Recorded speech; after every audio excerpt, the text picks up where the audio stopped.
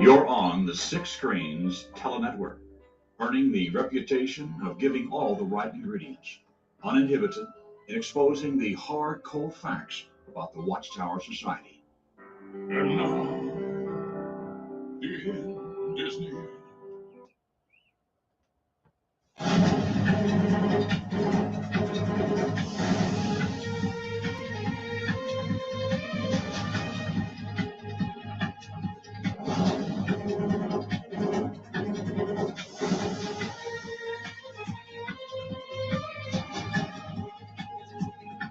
Well, hello everyone, and welcome in to another rockin' awesome night right here on the Six Screens JW World News.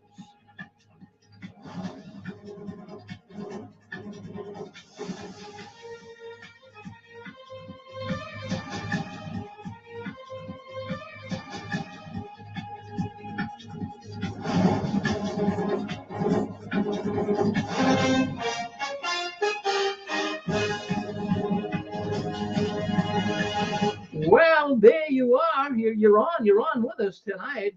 Boy, it's so good. I'll tell you, I say it every Saturday night, but I really am excited. The adrenaline rush last night, standing in front of the Kingdom Hall, I'm still feeling it. I'm walking around in kind of like a daze today.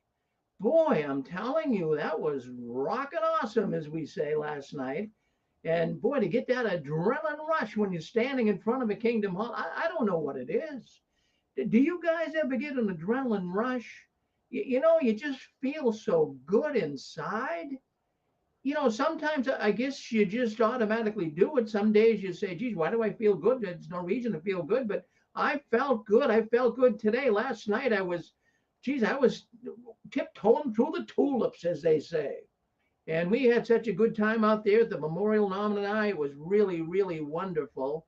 And we had a lot. What we be talking about it tonight? Well, we'll go into a little bit later. But I just wanted to let you guys know that, we are seeing, and I've seen it last night, we are seeing a new breed of Jehovah's Witnesses. This is not your grandfather's Oldsmobile or organization anymore. This is a new breed of Jehovah's Witnesses. As a matter of fact, witnesses that seem to be a little more brave than the witnesses of yesteryear. Yes, Pimos, physically in, mentally out. They were there last night. And we'll be talking to them. Well, we tried to talk to them last night. We couldn't get any takers. Almost. One woman came by, slowed down. Looks like she was trying to roll her window down, and then she chickened out. But we'll talk about that in just a little while. Well, anyways, you're on JW World News. 16 years of doing the news. We never missed a Saturday night. We are here because you are here. And some are out there saying, well, what does that mean, Rick? You're here because we're there. I mean, when you stop and think about it, this is a large therapy group. This is a group that gets together every Saturday night, and they really, really rely on what people are saying here on the Six Screens. Now, it's just not me bloviating here all night. People love to hear from others calling in from all over the world. It makes such a big, big difference in their life. It's like a giant therapy session where people can talk in real time. So by all means, bear that in mind. And if you guys can speak up tonight, it's so important. You probably say, well, let others talk. I'll just sit back and listen. If you can contribute, if you can come into the program tonight and make some comments and encourage one another, that can be so wonderful. Well, anyways, I have to say that we are watching the Watchtower collapse. They're gonna make it look like it's really on the move. They're gonna make it look like Jehovah's chariot is moving forward, but don't buy all that baloney. As a matter of fact, I'm going to tell you something. If I was a governing body member right now, I don't know what I'd do. I would really be worried. I would be worried about what's going on in the world of the witnesses. How can you have people that are totally confused? Really, there's many Jehovah's Witnesses that they can't explain the overlapping generation. They can't explain that. If you even ask a witness today, are there going to be anointed ones left on the earth during the Great Tribulation and after Armageddon? They're not going to be able to answer that question, even though they're being taught it. They're not going to be answering a lot of questions. And even when you ask them, if you went up to a witness and said, "Hey, Mr. and Mrs. Witness, I've been reading in your Watchtower articles lately, like the February 22nd, 2022. I've been reading about information that's going to come forth from the organization that's not going to sound sensible. It's not going to sound logical." How, what would they say? They might be completely oblivious to that. But the one thing I'll tell you, ex-Jehovah's Witnesses seem to have more of a working order of what goes on behind the curtains of the Watchtower than the actual Jehovah's Witnesses themselves. Why is that?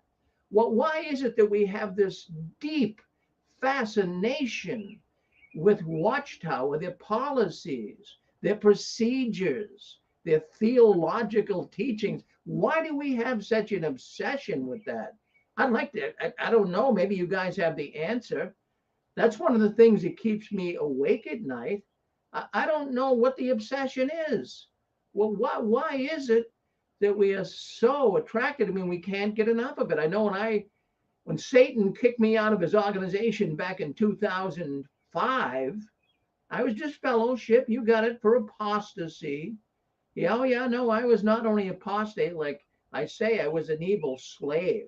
I was of the anointed class, believe it or not. And because I was, they said that I was beating up on my fellow slaves. Well, they read me some scriptures on that. Jeez. So I was a pretty bad person in the eyes of the Watchtower. That's the worst degree of a sin that you could possibly commit, being one of Jehovah's Witnesses, accused of being an evil slave. It's even a step above an apostate. But I'll wear that badge with honor, and I'll polish that badge because I'm glad to be an apostate evil slave.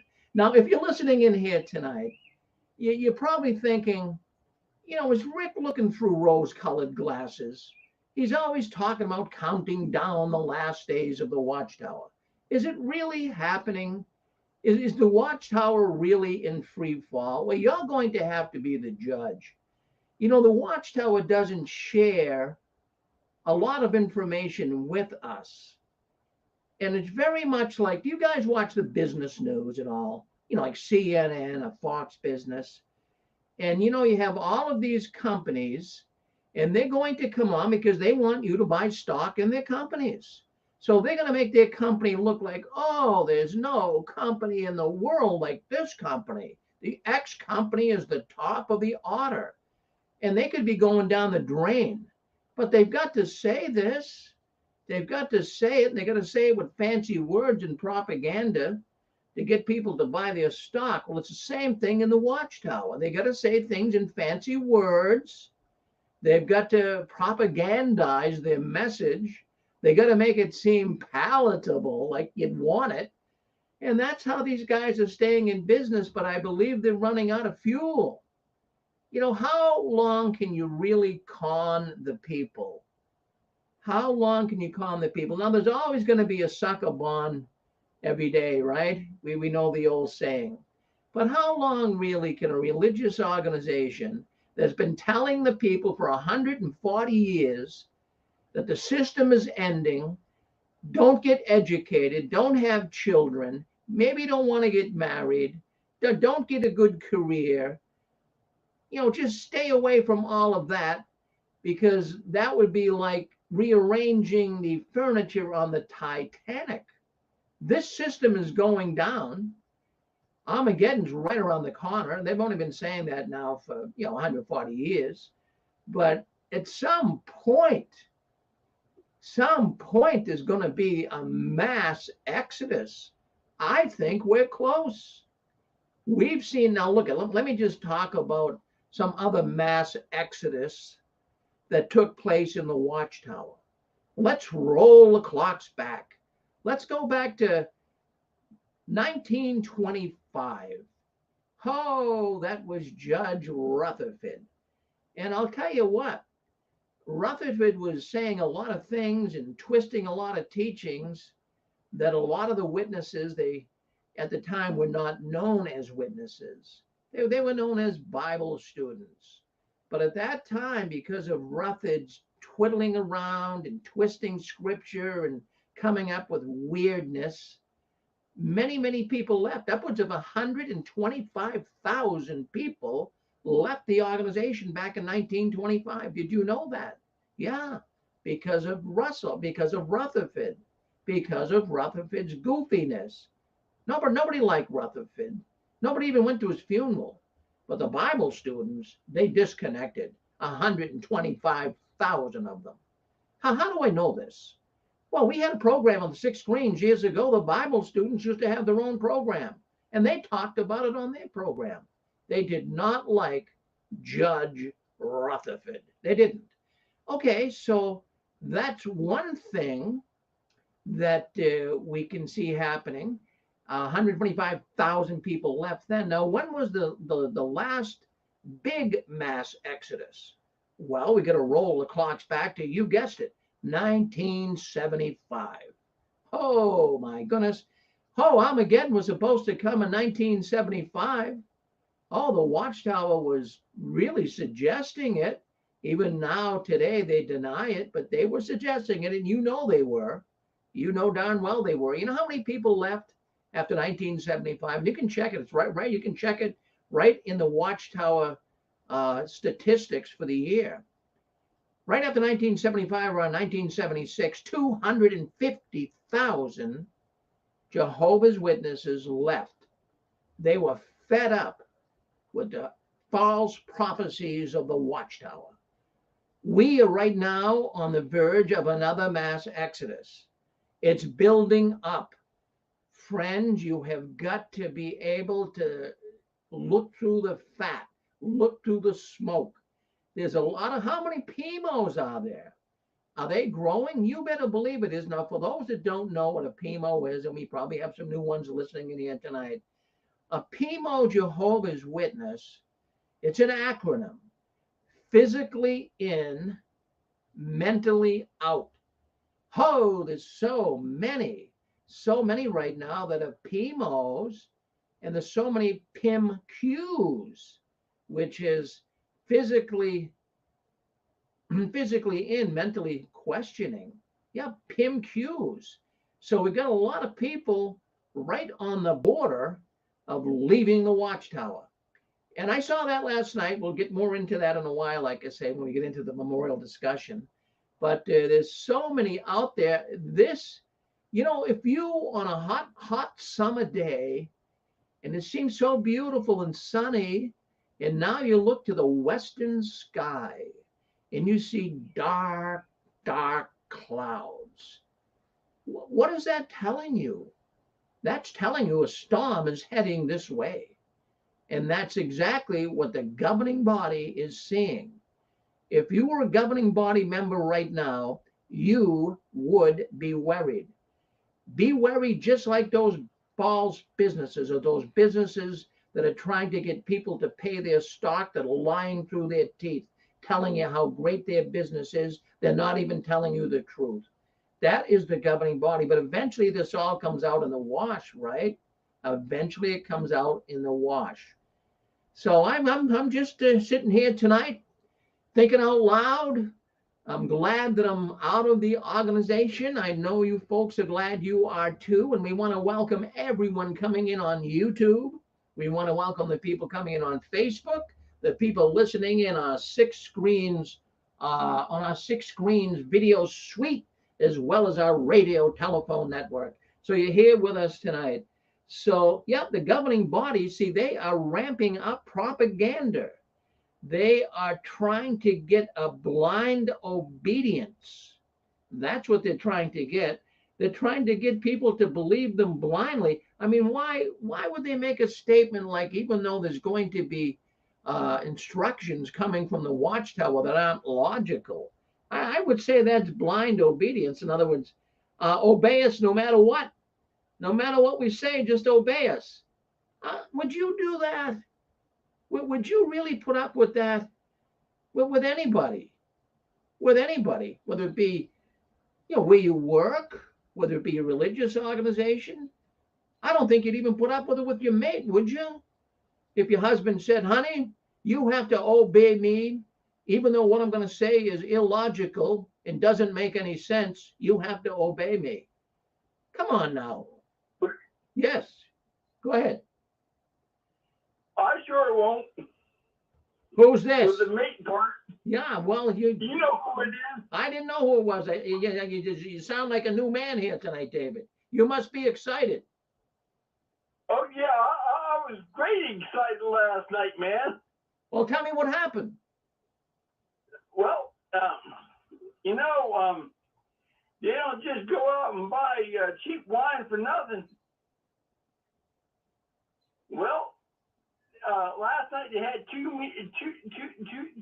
talks, right? The first talk, Penny went to. The second talk, the cops were at the end of the road. When they got done at around 10:30 last night, two of the people that were drinking the wine, after they got it all done, they got arrested last night. Is that right? Yeah, I loved every minute of it. I laughed about it. I laughed about it and laughed about it and laughed about it. Well, wait a minute now. So let's just get this clear. Let me just make sure I got this right. So you're saying that people that came from the Kingdom Hall evidently drank too much wine, and the cops stopped them at the end of the street? Yep. That is absolutely unbelievable. That is unbelievable. Now, but it was already other people were there, and this morning it was played on. It was told through the Zoom conference that I listened to. They had it. They said it on Zoom. Yeah, the local people, were talking in their local little network. So what were they? Yeah, they had these little breakout rooms. What were they saying? They were talking about the people arrested. They were talking about what happened last night. Well, I'll tell you what I've heard. They got busted for drinking and driving. I have heard a lot of stories of a memorial, but I never heard of that. That means they would have had, a sip of wine isn't going to get you stopped, but that means they must, what they do after the meeting, some of the elders and people who stay behind, they go in the back room and they suck up all the wine. That's what probably happened. I can't speculate. I just know what I heard. Well, maybe Tony Morris with his, maybe he's encouraging the witnesses to drink. You can't let some good wine go to waste, right? Oh, no. That Scotch whiskey is expensive, but a couple of shots and you're pretty much toast for the rest of the day. Well, there you go, David. Well, thank you for sharing that with us. Thank you for sharing that with us. Yes. Appreciate it. That was beautiful last night. Yeah, well, before you go, were there a lot of people there last night? Well, the first time they came in, there was only 41 people. I know the congregation there will hold up to at least 90 people in there. Okay. Now, the second time at 8:30, after the first one got over with, that place filled up like somebody was shoving sardines in a can. And there there was over 100 people in there the second time. Yes, So yes. let me tell you, Well, that was for the second thing at 8:30. Penny left at 8:30 and she came home. So, let me tell you, that place was jam packed. well, that's interesting. Coming out, they were packing the parking lot again. Yeah, no, well, I'll tell you what, we're going to be talking about that in a while. I'm going to be talking about the memorial that I went to last night protesting, and I'm going to tell you the reason why that's going on. This is a trick the Watchtower is playing on people, but we're going to talk about that in a little while, David. Hey, David, thank you though for coming in and giving us the story. That's a very fascinating story to me. Thank you, David, for sharing it with us. All right, I'll let you guys go. You take it easy. Have a nice day. Thank you, David. Oh, that's David calling in from Virginia. My goodness gracious. Did you ever hear of a couple of witnesses getting stopped for drinking wine at the memorial? That is bizarre. But I mean, David's a straight shooter. He's not. There's no reason for him to call up here and make a story up. So the governing body is worried. Yeah. Do you know we just talked about mass exodus and people leaving? Do you know something that really brought a lot of people out of the Watchtower organization? Well, it was back in 2018, and I'm going to tell you what was really a remarkable program on TV. Leah Remini. There was a program, a documentary about Jehovah's Witnesses and how they treat people who leave. All about child molestation as well. And that Leah Remini program back in 2018, that brought a lot of people out. It really, really has. So kudos to Leah Remini. And, sad to say, though, many witnesses didn't see it. But for those that did, they had to come away thinking, wow, huh? But I want to say this. I want to say this. In fact, some people will make a statement here. It could be construed as negative, I suppose. And they could say, well, wait a minute, Rick. A loyal witness is not going to watch the Leah Remini documentary of Jehovah's Witnesses. In fact, even a loyal witness is not going to be watching our YouTube videos here live tonight either. A loyal witness is not going to do that. They're going to be strictly adhering to the Watchtower's instructions. Don't listen to apostates. So what you have when people are listening into Leah Remini, and what we have here tonight, people listening into the 6 screens, well, these would be people that are, kind of wiggling their way loose to begin with. They're realizing that they're waking up. Let's go with that. So they're starting to check some things out, just like you did. When you first started leaving the Watchtower, right? You started checking things out. And did you believe what you were reading? Were you disturbed by what you were reading? I was. When I was getting out of the witness world, I was thinking, were the apostates making this up? At the time, of course, I got out, it was around the time the Watchtower joined the United Nations. And at first I thought, this doesn't seem right. Why would an organization that is constantly talking about the United Nations in such a bad light, the beast stand, the holy thing standing in the disgusting place. They talked about it as the great conspirator. And I'm wondering, why would they join the United Nations? This has to be false, but come to find out they did as an NGO. So, this is things that would boggle you when you're getting out and first hearing some of this. I'm sure even some people might watch some of these documentaries on TV. Oh, that's all made up by the apostates. In fact, even the Australian Royal Commission, even that, many witnesses were saying, well, that was all made up by the apostates. How could you possibly make that up? How could you possibly make that up? That's a court in Australia. How would you make something like that up? You wouldn't. So I just wanted to bring that up tonight. We're going to get more into the memorial here in just a short while, but I want to thank all of those that are dialing in and wanting to come in and be on our 6 screens telenetwork here tonight. Well, let's scroll down here. There's an article in the Watchtower study this week, study article, and it's dealing with paradise. It's dealing with paradise. You know, even the paradise isn't the paradise that you and I. Hey, Rick. Yes. Oh, hey, Rick. It's Braden. How are you doing? Braden, doing good. I would talk to you in a little bit. Yeah. Well, what do you want to talk about? Is it going to be about what we're talking about now? Oh, I just wanted to do a quick call in and say hi to you. Well, that's good, and we always appreciate that. What about the memorial? Did you go last night? Did you hear anybody that went?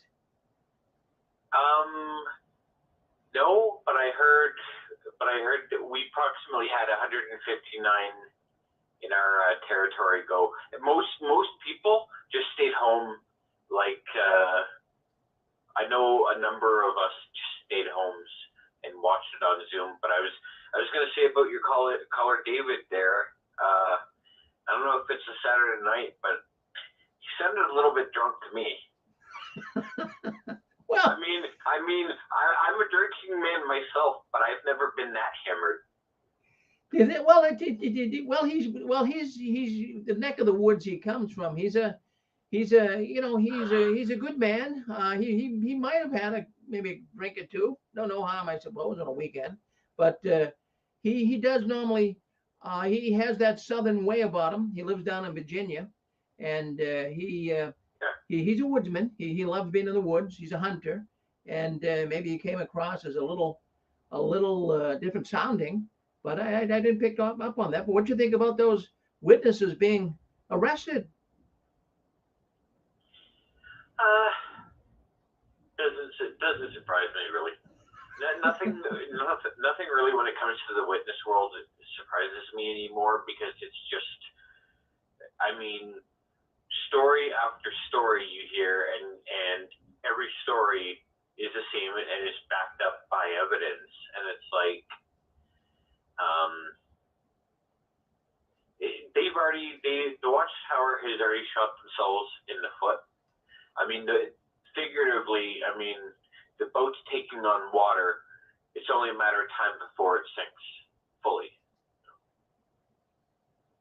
Yeah, well, it is. I mean, we're counting down the days, Brian, Braden. We're counting down the days, no doubt. Now, you've been out for a while. How long you been out? I never was baptized. I was a unbaptized publisher, but I've been out since 2015. All right, well, that's not too long ago. But now you can remember when you were a witness. I'm gonna ask you and then kind of tie it right in with the story we're discussing here tonight. Well, when you were a witness, how did you view paradise? Did you want to be there, or did you have doubts about it? How did you view it? Tell me what you thought about paradise. To be honest, I initially at first thought it would be like, you know, everybody's playing with lions and, you know, we're all happy and every day somebody new is being resurrected. But I think in the foremost, when I'm thinking, like, yes, I wanted to be in the paradise, but at the same time, there are things in the world that I also like, and it's, you know, nothing weird or anything like that. But I enjoy my freedom, and I still have a genuine belief in God. I just, you know, I'm non-denominational. All right, well, that's good. In other words, it was a good place. It was something that you look forward to as witnesses. We did at one time, of course, I did as well, and then I became anointed, so I had a heavenly hope. But as far as the paradise, they're changing things about that paradise, Braden. They're changing things. Yeah. Yeah, they are. As a matter of fact, in the Watchtower just this week, they're going to be studying it tomorrow. This idea, like you were just saying, playing with the animals and being with your loved ones and having cookouts and having a good time. The organization is now making paradise seem more like a chore. I don't know why they're doing this. You would think they'd want to make it sound as grandiose as they can, but the organization is now they're making it sound like a chore. They're now saying there will be some inconveniences, and they're saying that we will have to obey and not complain. I never heard that. Yeah. I mean, when it comes down to it, Rick, I mean, if I have to wipe my behind with leaves for a couple of years before we can make toilet paper, I mean, hey, that's fine with me. I don't mind about that. But the thing I've always said to my aunt is this. So, Jehovah's going to slaughter 7.5 billion people, and I said, so as soon as Armageddon's over and you know, people's bodies look like burnt hot dogs, as Mr. Morris likes to refer to them as. We're only going to then go into the new system, which after everything everybody has, gone through, not like all of us on a personal level. So we've gone from now being protected, right, dealing with hardship, and now we have to work all over again to make the world into a paradise. I mean, I've said, can't Jehovah make the process very simple? And I said there, what are we gonna use in terms of machinery? I said, I doubt you're just going to walk down the street and find a John Deere backhoe just, all untouched, And you need some skill to work it. I mean, lots of witnesses aren't skilled. But no, what you're saying there, Braden, is this. It's the same. Now, when I was in as well, they were talking about paradise, and they talked about at that time, back in 2005, they were talking about, we would have to clean the bodies up. There'd be dead bodies all over the place, and we'd have to clean up all the rubble. We'd have to disperse of the bodies that were left behind. And just think, it brings back memories of that when I see these television programs about Ukraine, and they're showing all these dead bodies. And I'm thinking that's nothing compared to the dead bodies that are going to be spewing all over the place. But recently, within the last 10 years, the Watchtower changed their position because a lot of people were questioning that. They didn't like the idea of picking up dead bodies. So they said that Jehovah, through his miracles of wanting to be helping mankind, that these bodies would be destroyed through some type of a gaseous destruction. So they did say that they blow away. Somehow they were going to disappear because Jehovah was going to make some type of a gas. But now it looks like they're moving back again to the old way of thinking, according to the information I'm now reading from the Watchtower. This paradise they're now talking about, it sounds like it's going to be horrible. It really, really does.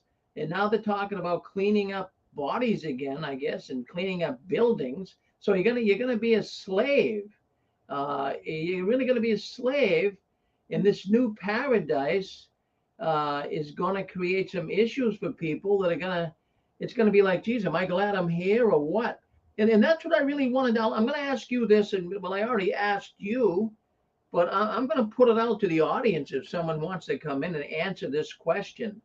I have to tell you, there were times when I was really a full-blooded witness that I didn't know if I really cared about living in paradise. I really, in fact, at times I really even said, gee, I don't care if I have to, be going to meetings and constantly praying to Jehovah and, just doing everything to please the organization. I don't know if I want to live like that forever, Yeah. You felt the same way, Exactly, Rick. Like I've thought about that, and it's like, okay, if let's say they're right about Armageddon, right? So, and it's been made, like they've mentioned it before. I mean, unless you are a dedicated, baptized servant of Jehovah, only then can you attain the real life. So it's out in the open pretty much. and yet they'll still say, well, you know, a great crowd will come through. And I said, it's something that they constantly contradict themselves over and over. It's like it kind of like leaves you at a loss for words. But sorry, what was the question again? Well, the question was, did you ever get the feeling that you didn't want to live in this so-called paradise that the witnesses were promising you? Yeah.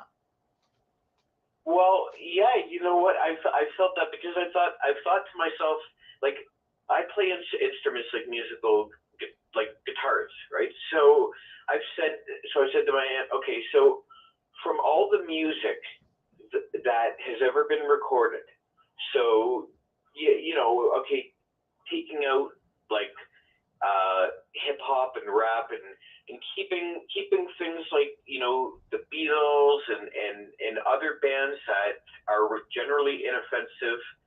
Like, I've always thought, now it would be such a waste to throw away, you know, such well-preserved music, something that we could actually, you know, I mean, cleaning up those dead bodies for, you know, 250 years, you know, it might give us a little bit more motivation.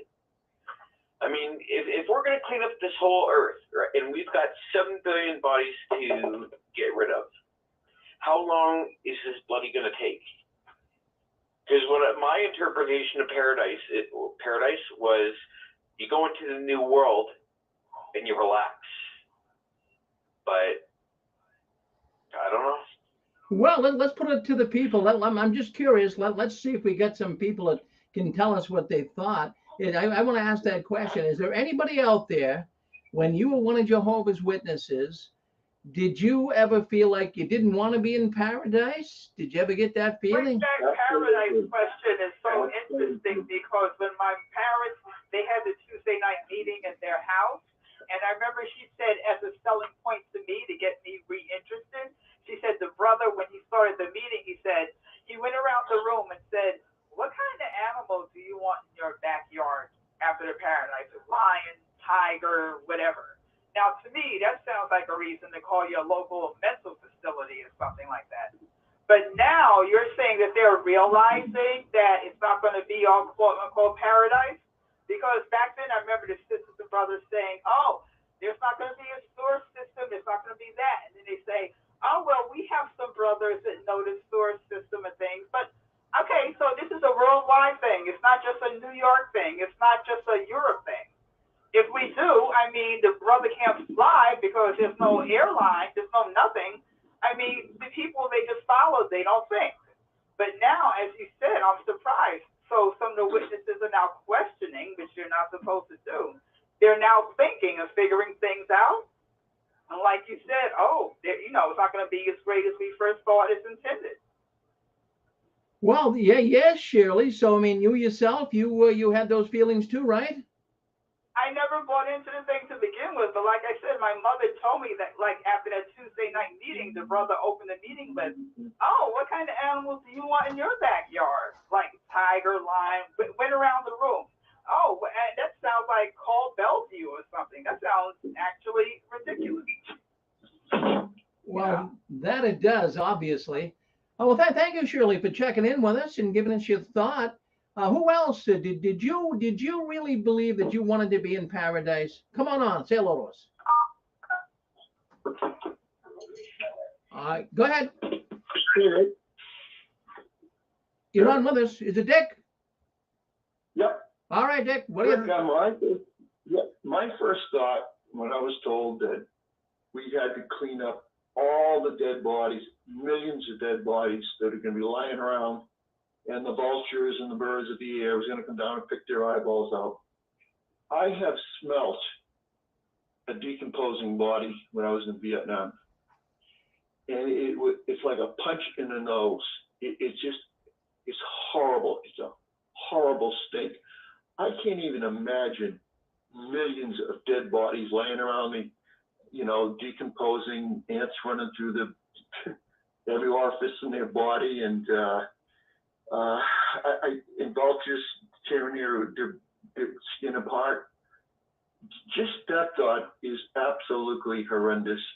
If Jehovah loves his people, and his people are the ones going to be cleaning up this mess, well, I don't know how much of a loving God he is, because I'm telling you, when you smell a dead body, you absolutely know it from miles around. Thanks, Rick. Well, thank you, Dick. No, that is something. See, the witnesses have got to stop and smell the coffee and think about this, because that would be very putrid. Really, and most witnesses couldn't handle emotionally. How are you going to walk out of your house the day after Armageddon and bodies all over the place? You think you can handle that emotionally? No way could you. So yeah, that's interesting. Anyone else have any thoughts? Did you ever think about not wanting to be in paradise? Was there anything that bothered you? Maybe not. I don't know. But it's interesting, that's for sure. But the Watchtower, Hey, right? Rick? Yes, go ahead. Yeah, I wanted to weigh in a little bit on actually a couple things. One was kind of about the people drinking and getting pulled over after the memorial. Yes. Well, at my hall last night, I was told by a reliable source that there's a term called pre-gaming. I don't know if you've heard of it. It's called pre-gaming. And what was going on was there were some people drinking before the memorial, and then they went to the memorial. So I'm almost wondering if they maybe had some drinks before the memorial, and that's what happened. Well, that's a possibility too. I mean, at times I can remember smelling booze on people's breaths, at least one particular man at the meeting. So that's that very well could have been the case. Very well could have been the case. Yeah. But it was just interesting because you said that, and then I heard that last night. So, and then also one other thing was about the paradise.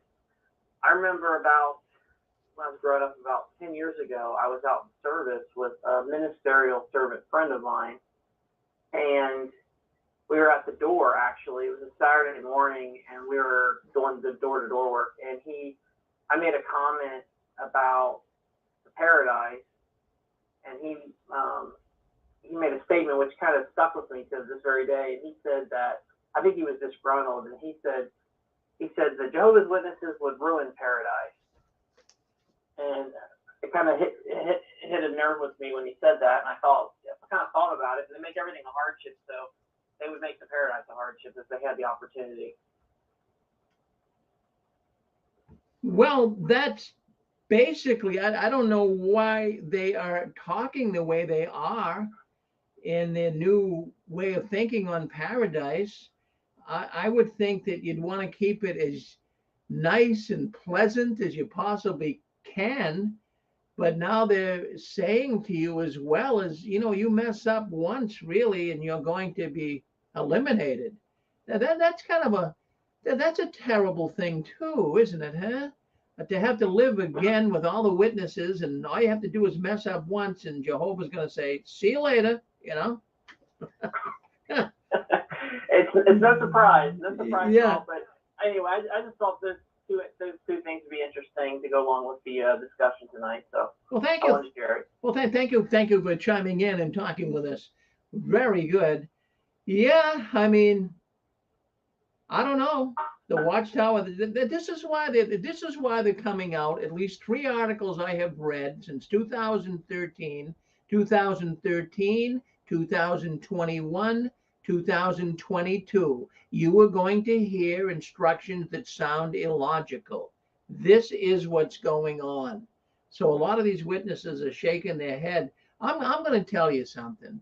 We're going to get into the memorial here in just a second, but I get so much to say about that.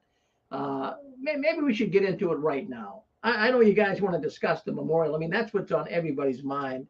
So let's do that. Let's get in. Let's talk about the memorial last night. Let's talk about what we witnessed at the memorial here in Massachusetts. Maybe what you witnessed. We just had a man call in earlier that 2 of the people coming out of the Kingdom Hall were stopped at the end of the street by the cops for for driving under the influence. They drank too much wine. And I know that story. There's going to be people that don't believe it, but I believe it.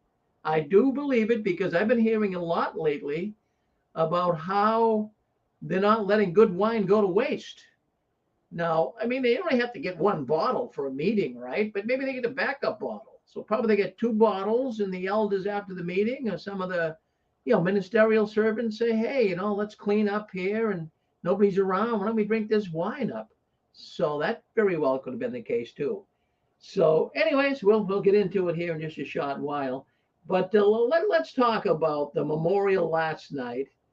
But before we get into it, I just want to give you a little reminder.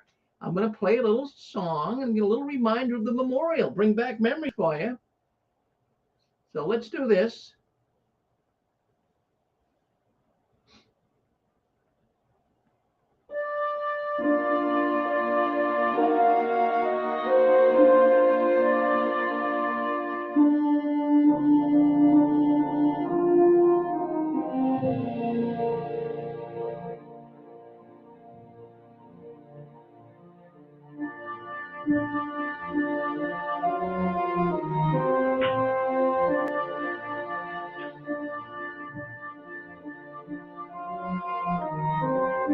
Well, you probably recognize that song. That's the Lord's Evening Meal song that Jehovah's Witnesses play before their memorial. So there's the music to it. Jehovah our Father in heaven, oh, this is the most sacred night. It was then long ago you determined to show your love, justice, and might. The Passover lamb gave protection. Yeah, well, it's amazing. You don't talk much about the Passover lamb. Well, anyways, that's a song probably brings back memories to you guys, but that's a Lord's evening meal. Let's talk about last night. Let's talk about what went on at the memorial last night. This was a big event. As a matter of fact, some people online, they are really referring to it as the magic is gone from the memorial. Yeah, we're getting mixed opinion. Many people have been writing me all day. They've been sending me information about their memorial, and some people are saying the memorial is packed. Some of them are saying the memorial didn't have many people at all. So it's really something that we have this mixed bag of opinions on the memorial last night. But I like the statement one man sent me today: the magic's gone, Rick.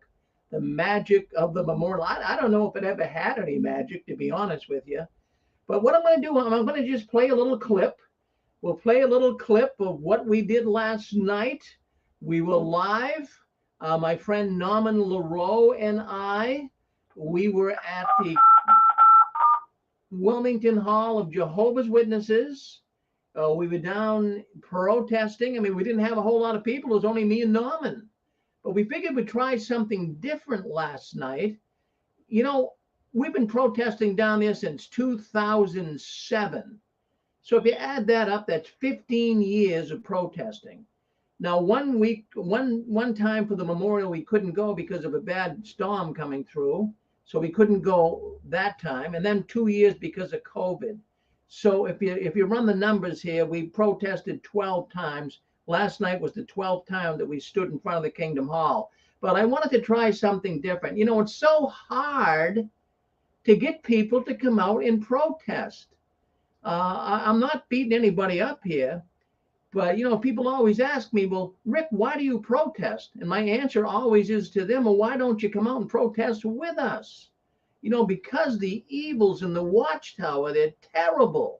People committing suicide, people getting beat up by their husbands, children getting molested, sexual perverts all over the place on the Watchtower. How can we just let these guys get away with it?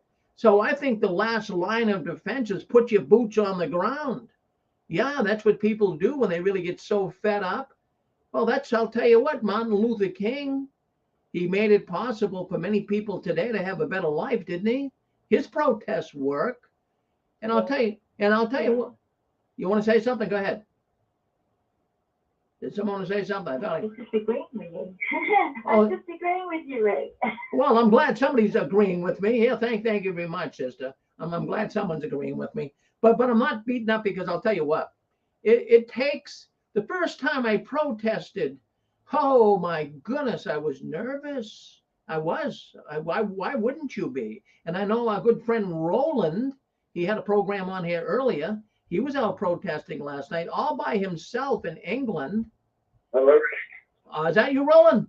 Oh, it is me, Rick. Yeah, hi. Hi, Roland. Tell us now what went on with you yesterday, and let us know. Yeah.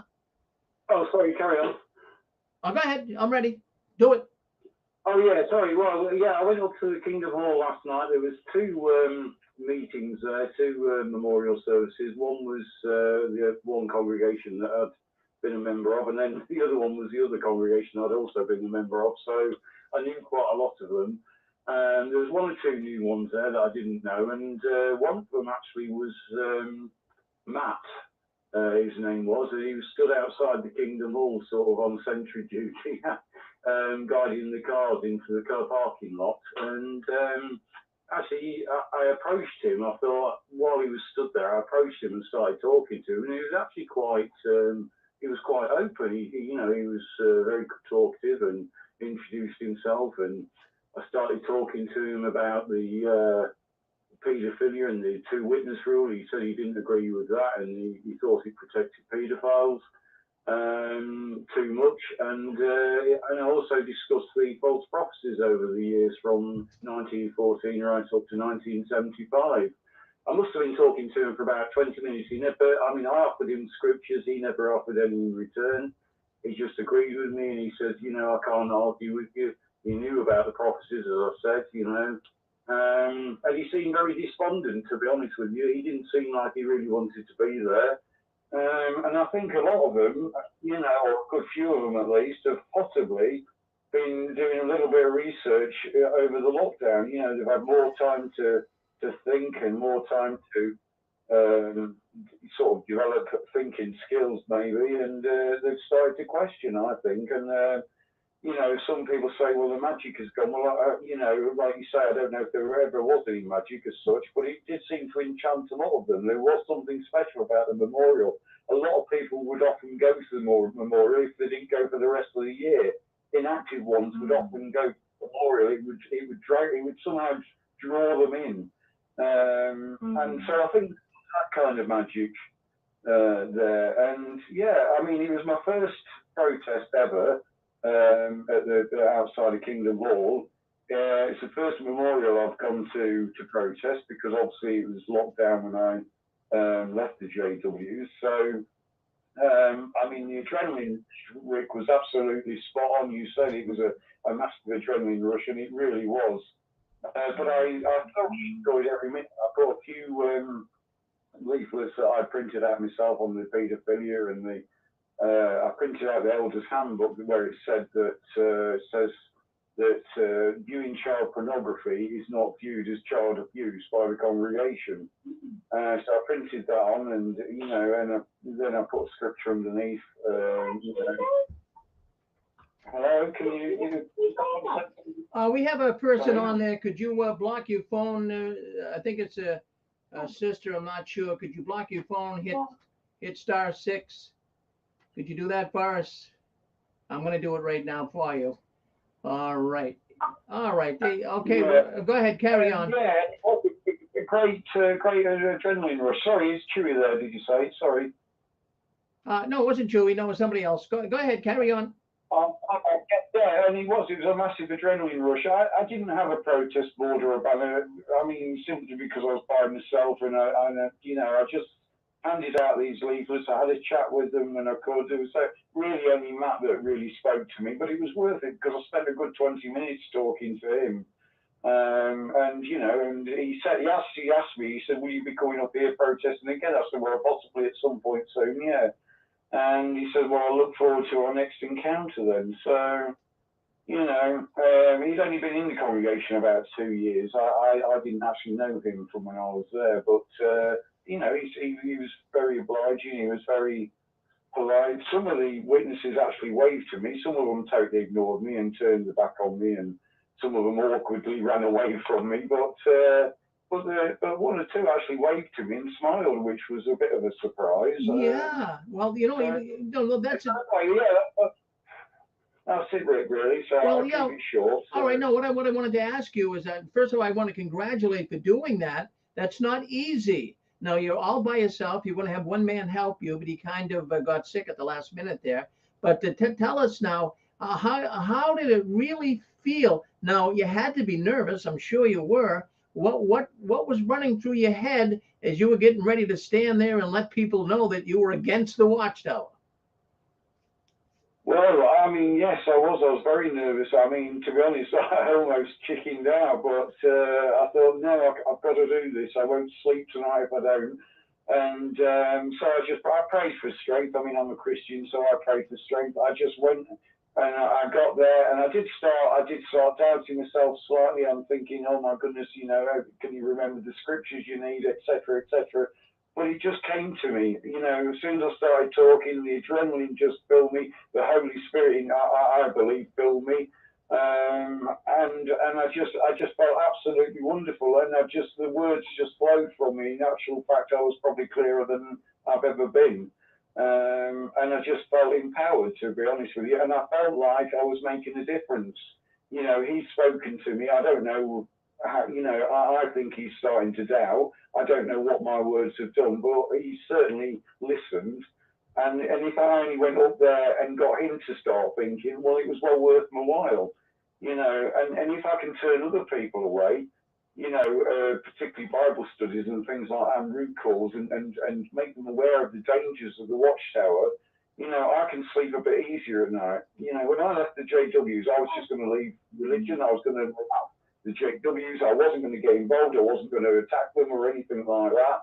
Even despite what happened with my daughter, I was just going to leave them be. But I just couldn't do that. I couldn't sleep at night because I couldn't let people walk into that. I'd already taken people in there myself by having Bible studies with them, etc. I already felt guilty for that, and I certainly wasn't going to, last night waste an opportunity to try and save somebody the pain that I had, and the children, and then somebody. Sorry, carry on, Joe.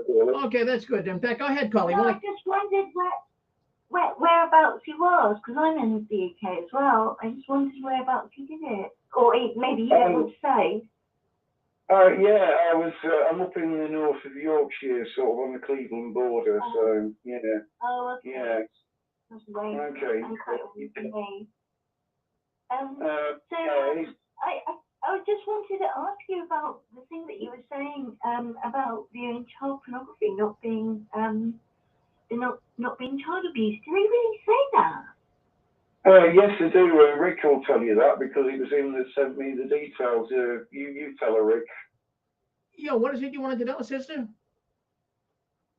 No, I just was asking about the chap was talking about the sharing some information that they're saying that viewing child pornography isn't regarded as child abuse. Oh, right. Yeah, no, that's the new Shepherd the Flock book, the Elders book, actually was just released a month ago as a revised edition.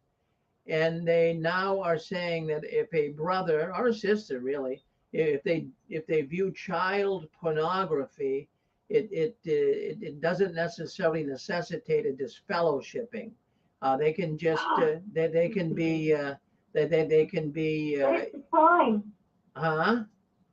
It's a crime. It is a crime. It's a crime here in America. I don't know about over there. It must be a crime there too in the UK. It's certainly a crime here, Rick. It's quite a serious crime. But obviously the British people take a dim view on that type of thing. Particularly child paedophiles and child murderers, etc. I mean, we have a particular disdain for them. So it is. It's a very illegal. And I mean, they did say that child pornography was not to be viewed as child abuse as far as the congregation was concerned. So, well, how is it not? Okay.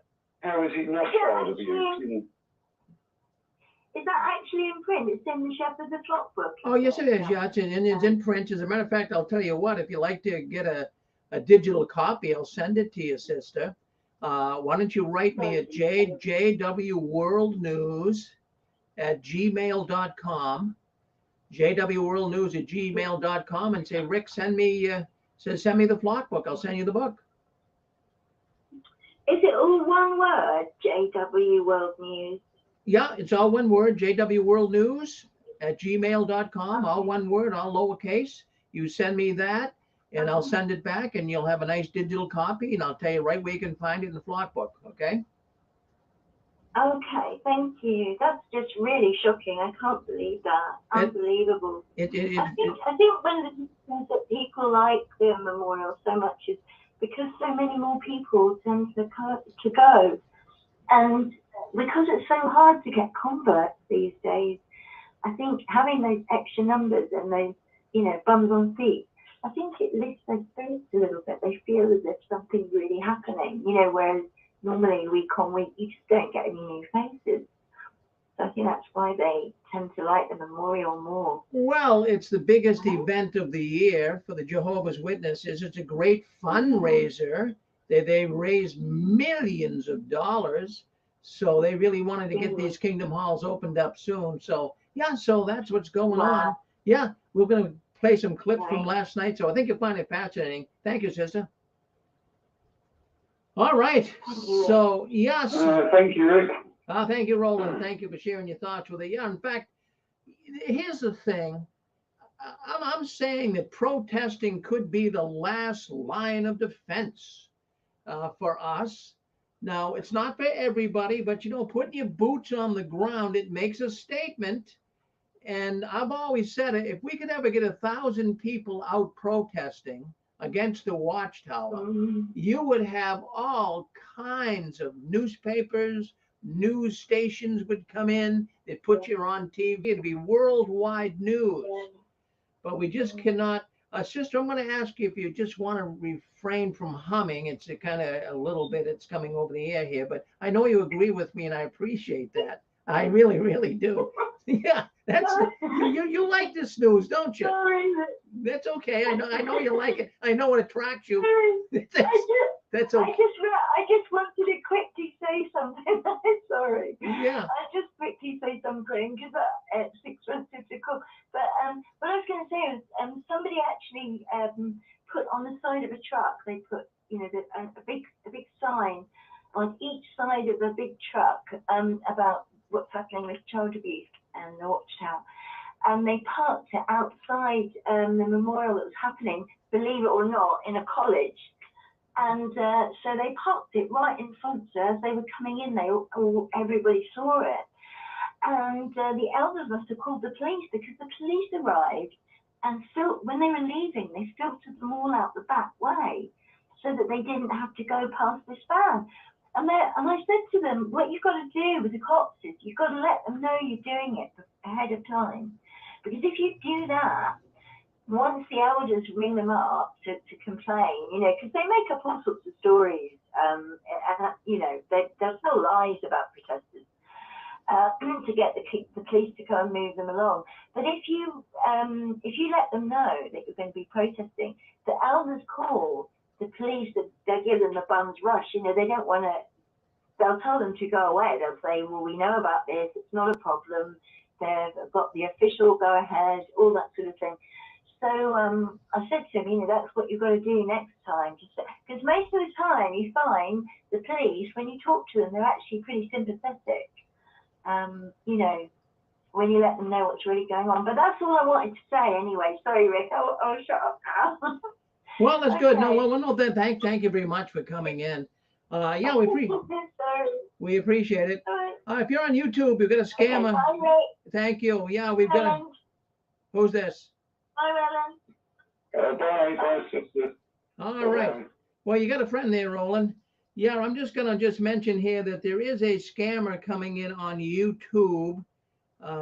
So what you want to do is just ignore the scammer. They don't like it. These are witnesses, and they are trying to do everything they can to scam us, to make it seem like, this is bad, but it's, scamming us, and it's not appreciated. But that's what these people do. That's what they do. So just kind of put up with these bums. It's terrible. It's always going to be something. But a lot of these people are Watchtowerites. They are Jehovah's Witnesses. Many of them even Bethelites. Many of them have actually even been assigned to come into YouTube and to come into and actually do this. Yeah, I'm trying. Yes. I enjoyed your protest on the television last night, Rick. Well, thank you. Well, Rick, yes. this is Kurt Hatfield. How you doing? I'm doing good, Kurt. Thank you. I haven't talked to you in a while. I'm not one of the Watchtower scammers. That's interesting that they're doing that. I found out a couple of months ago you were on YouTube. I've been watching your program and some other programs. I spoke to Reese last week. I always enjoyed your programs. It's, I guess, the best place in the world I know of to go for JW World News. So, you were always really, really good at talking with people. You were always good at talking to me. I always liked you and appreciate your work. You're getting ready to talk about the memorial, so I won't hold you here for just a minute. You got a lot of new people on. I remember Anne Marie and Brian and Zachary and a few others, but I wanted to get to a question about activism. I don't do this to put you on the spot because you're real good at answering questions and you let people express themselves. We know the parable of the wheat and tares, that Jesus would send out the angels at the end of the age, and they would gather the wheat into the storehouse, and the tares would be bundled and burned up. So my question to you is, why don't you wait on that to happen, where the angels do the work? And this would not go just for you, it would go for the Watchtower. Because the Watchtower, I don't have to tell you, the Watchtower has tried to separate the wheat and the tares from the beginning. And most churches have that attitude. To save souls, they have to do the separating instead of God and Christ doing it. So I just wanted to ask you that question, not in a mean way.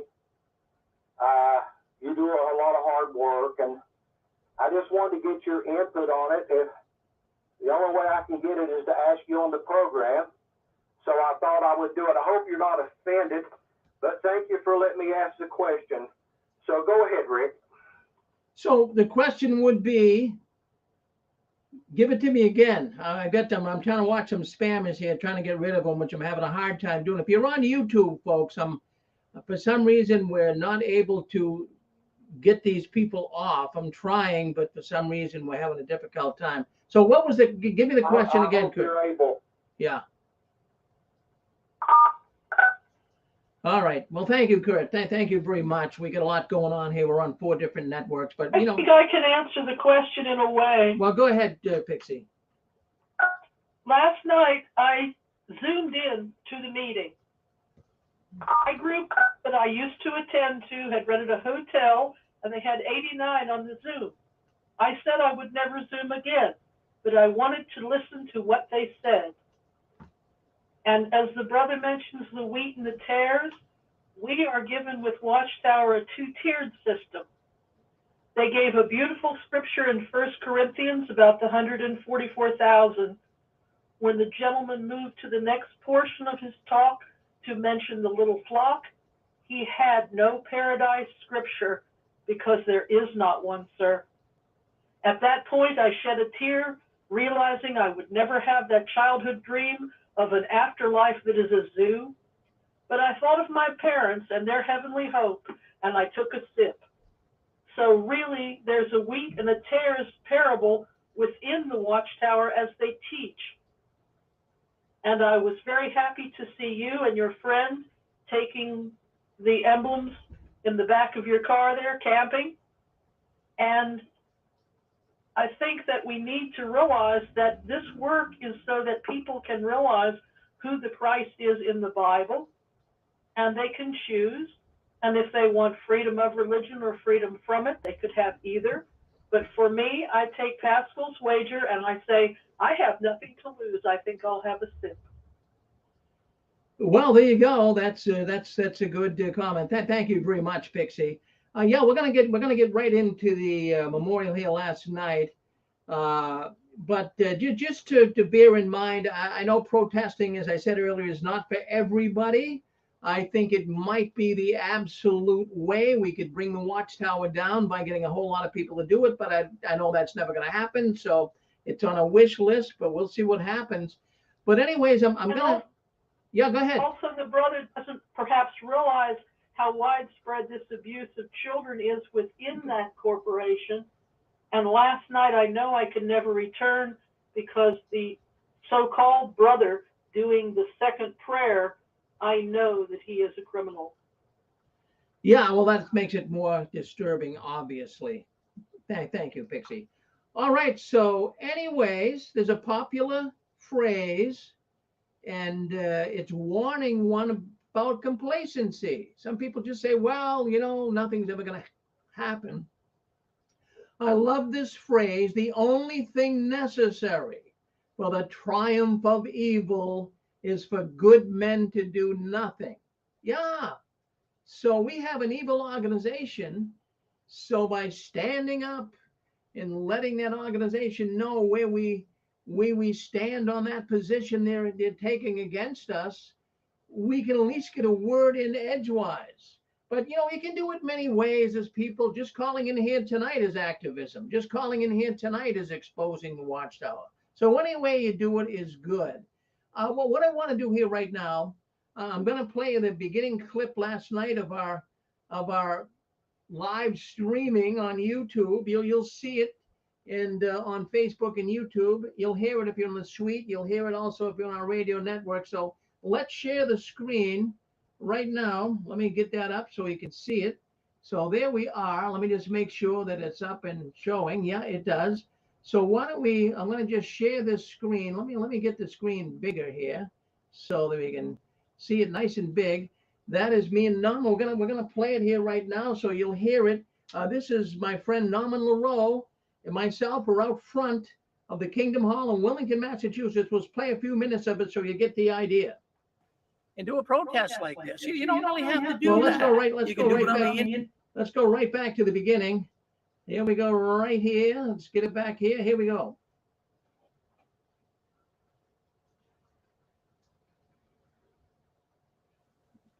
Well, hello everyone and welcome in. Welcome in to the Six Screens Tele-Network. Well, we waited for this night. My good friend Norman LaRoe is here with me. And we are outside the Kingdom Hall, and actually in Wilmington, Massachusetts. Let me see if I can put a picture of it up so you guys can see it. We do keep losing contact with one of them, but we will show you the Kingdom Hall in a second. Here we got a few cameras in different places, but for some reason it's not working right now, but we'll get it working, so don't worry. This is a live program, but anyways, we want to welcome you all in. We are at the Wilmington Kingdom Hall, like I say, and we are exposing the Watchtower right here on Memorial Night.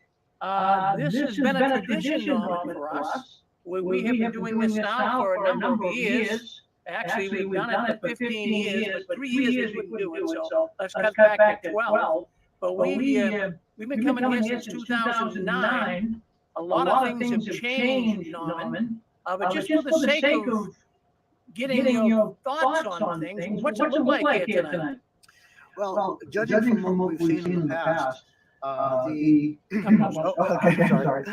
Judging from what we've seen in the past, the parking lot is not very full. In the past, they would have 2 services. They're down to 1 now. In the past, the first service would have cars overflowing the parking lot and parked all down the side of the street. But and they would have to be out by 8:30 for the second service. This one they only have one service going, And I took a walk over to the parking lot, and there was at least 8 or 10 empty parking spots there. So we know that they're not even filling all the parking spots that are in with the Kingdom Hall right now. So the attendance is way down, way down. I see some families. I see a lot of Asian people. I see a lot of Indian people, which are not which are around that area. We're mostly around a white area. So I thought was very interesting. They did take a look at a lot of our signs in the past. They would try to ignore our signs, but this year they've been doing a lot of looking, and we're very encouraged by it. Very encouraged. Well, very good. Now, I'm going to hold the phone here as we talk in that as well. Yep. And hopefully people can hear us. You can hold that close to my mouth if you like. Sure. But anyways, I'm going to see if I can get you guys a picture here of the Kingdom Hall. You see us, we're in the back of the van. But let me see if I can get you guys. Yeah, let me just mute it right there for a second. Yeah, well, what's of interest here is we were out there for 2.5 hours last night. That was Norman LaRoe, myself. Yeah, we were trying to connect with the witnesses coming in. They were reading the signs. I'm going to show you those signs in just a minute. So we'll get to that in just a minute or so. But what Norman did go on to say, and I noticed it as well, there were a whole lot of foreign people. Now, this area is predominantly a white area where my Kingdom Hall is, but there were a lot of Indian people, a lot of, it looked like South American people, Asian people. It was a whole new group of people. And as Norman said, he was walking around and he went over, he checked the parking lot. There wasn't a full parking lot. Now, normally, this was the Kingdom Hall I went to, and when I was going there, it was not uncommon to have over 250, pushing 300 people there for the memorial. So this memorial fell short of that. I would be willing to say maybe 50, 60 people.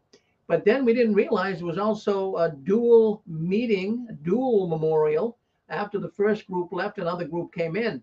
Now, that first group, like I say, it wasn't anything to write home about. There wasn't a lot of people. There wasn't a lot of people at all. But now the second group, they started coming in around 8:30 or so, and there was quite a bit, even though not as many as they used to be. They used to park on the side of the street. They were not doing that last night. They were all parking in the parking lot. The parking lot was just about full, but there was still some room for cars. But what was really of interest is people were coming by and they were reading the signs. And even like Roland was just saying, calling in from the UK, the people were way more friendly. Now, I've been doing these demonstrations in front of a Kingdom Hall for like going on 15 years. But I have to tell you, last night was different. The dynamics changed. They really did. I was noticing people were more friendly. Can I use that word? I guess I can. They seemed to be more friendly. I mean, they weren't coming up and shaking my hand. But I'll tell you what, there was a car and a pickup truck that went by. They beeped the horn and they gave us thumbs up. Well, who do you think that was? Those are PMOs. Those are people that are physically in, mentally out. So that's really exhilarating. Boy, Norman and I, we couldn't get enough of that. We were laughing and, oh, that was wonderful. But we had some huge signs. I'm talking big signs. We're going to show you those here in just a second. But I was really amazed to see the second congregation that came in. It really was a lot more coming for the second than the first. Normally, when it used to be the other way around, we were more for the first. But I just want to let people know, don't get all upset here and think, oh, the witnesses are growing and it's a shame. Let me tell you why, and we're going to be talking about some attendance as well here from other congregations around the world tonight. But let me tell you why that Kingdom Hall had a lot of people for the second meeting, as well as even David, who called in earlier from Virginia, and he was saying the second meeting had more than the first, quite a bit more. He said it was packed. The reason is, now let me tell, I know the reason. Don't think, oh, what are we doing here? We're trying to be activists, but this organization keeps growing. It's all propaganda. That's all it is propaganda. Let me tell you why. In this area right here, 1, 2, 3, 4, at least 4, maybe more, congregations of Jehovah's Witnesses, or Kingdom Halls, I should say, were sold off. So the people that were going to these sold off Kingdom Halls, they were assigned to come here. This hall is like a special hall. It's kind of like centrally located. So that's why. So all of a sudden you get all these people showing up and you're saying, what's going on? Oh, yeah. I mean, what's going to happen when you take and put 4 congregations into one? What do you think is going to happen? Of course, you know what's going to happen. It's going to look like a whole lot of people there. So that's why. So even at your hall, you're saying, wow, the parking lot was full. Well, don't get overly excited. It's because other halls have been shut down and they're coming to your hall. But doesn't it give the appearance, oh, the Watchtower is full of trickery. They have a bag of tricks. And this is one of the tricks they use. You know, people, I guess the witnesses are more dumb than we think. I know the governing body thinks the witnesses are dumb. They must. They must think that everybody has the mentality of an 11-year-old kid, you know, really, in the organization. But, you know, some of the people are waking up and smelling the coffee. That's why we wanted to show some big signs. Well, let me show you some signs. You hang in here with us. Well, let me show you some signs here. Let me see if I can expand this. Why is it an expand? Okay, let's get in here. Let's take a look at this. Let's expand. Let me show you some signs we put up. Let me spin down to the end here. Let me just fast forward this. Come on, let's fast forward this. We're going to go right down to the end. Oh, let me notice back here first. Before we go there, I'm going to show you. There was a. Well, let's play right here. Why can't this play? Well, let's go forward. Okay, just hold on 1 second. Let's fast forward this. Let me show you. As I mentioned before, Let's go down here. Attendance, cars used to go down the street. I want you to. They would not use the front door anymore. They would always use the side door. People would sneak in the side door hoping to avoid our signs. And this year, I think there's a new crop of witnesses coming in because they're using the front door again. But if we come here next year, I'm sure that they'll be using the back door again to kind of shed people from the signs, because the signs are pretty powerful. They're talking about child abuse. They're talking about the Australian Royal Commission, things that they don't want witnesses to know. And the witnesses are scared. But again, they're looking a lot more this year than they have in the past. So that is really encouraging. But it's like a ghost town out here. The Kingdom Hall usually has a lot of life to it, and there's not a lot of life this year. So I'm pretty hopeful that in the next coming 5 or 10 years, they might sell this Kingdom Hall and put a house here or something, do something useful with it. Well, I'll tell you, Norman, I was expecting a huge crowd here tonight, seriously, because this is one of the Kingdom Halls that they're using as kind of like a special hall. And there's a lot of congregations that have closed down in the territory that we're. I'm going to fast forward here. I want you to see. I want you to see the signs at the end of the video here. Very, very fascinating. These are the signs. I want you to see them that we put up. There were big signs, and boy, they were very, very effective. The witnesses were reading them. So let's play. Let's show you some of these signs we had. Let's play it right now. All right. There's no sound, but you'll see us walking around. You're going to see the signs. So just bear with us here. If you're on YouTube and Facebook, the signs will be coming up here very shortly. Just bear with us. And here we go. We're going to show you the signs now. We're trying to get the. I had all of the equipment. I mean, we had 3 computers down there. We had 3 cameras. We had microphones, and you know, a lot of the stuff gets tangled up. So we wanted to walk around, which we're going to do right now. You'll see the signs, and here we go. You're going to see the signs right now. So just bear with us. Here they come. There you go, right there. Look at that one right there. Watch on YouTube and Facebook, the Rick Ferrin channel. And now here we go over here. Let's stop it right there so you can read it. And I'm going to just stop it right here. Okay, so we had a sign. There it is, the Australia Royal Commission, Jehovah's Witnesses. It has a picture of Jeffrey Jackson on the sign. It was kind of dark, so you probably couldn't see it too well.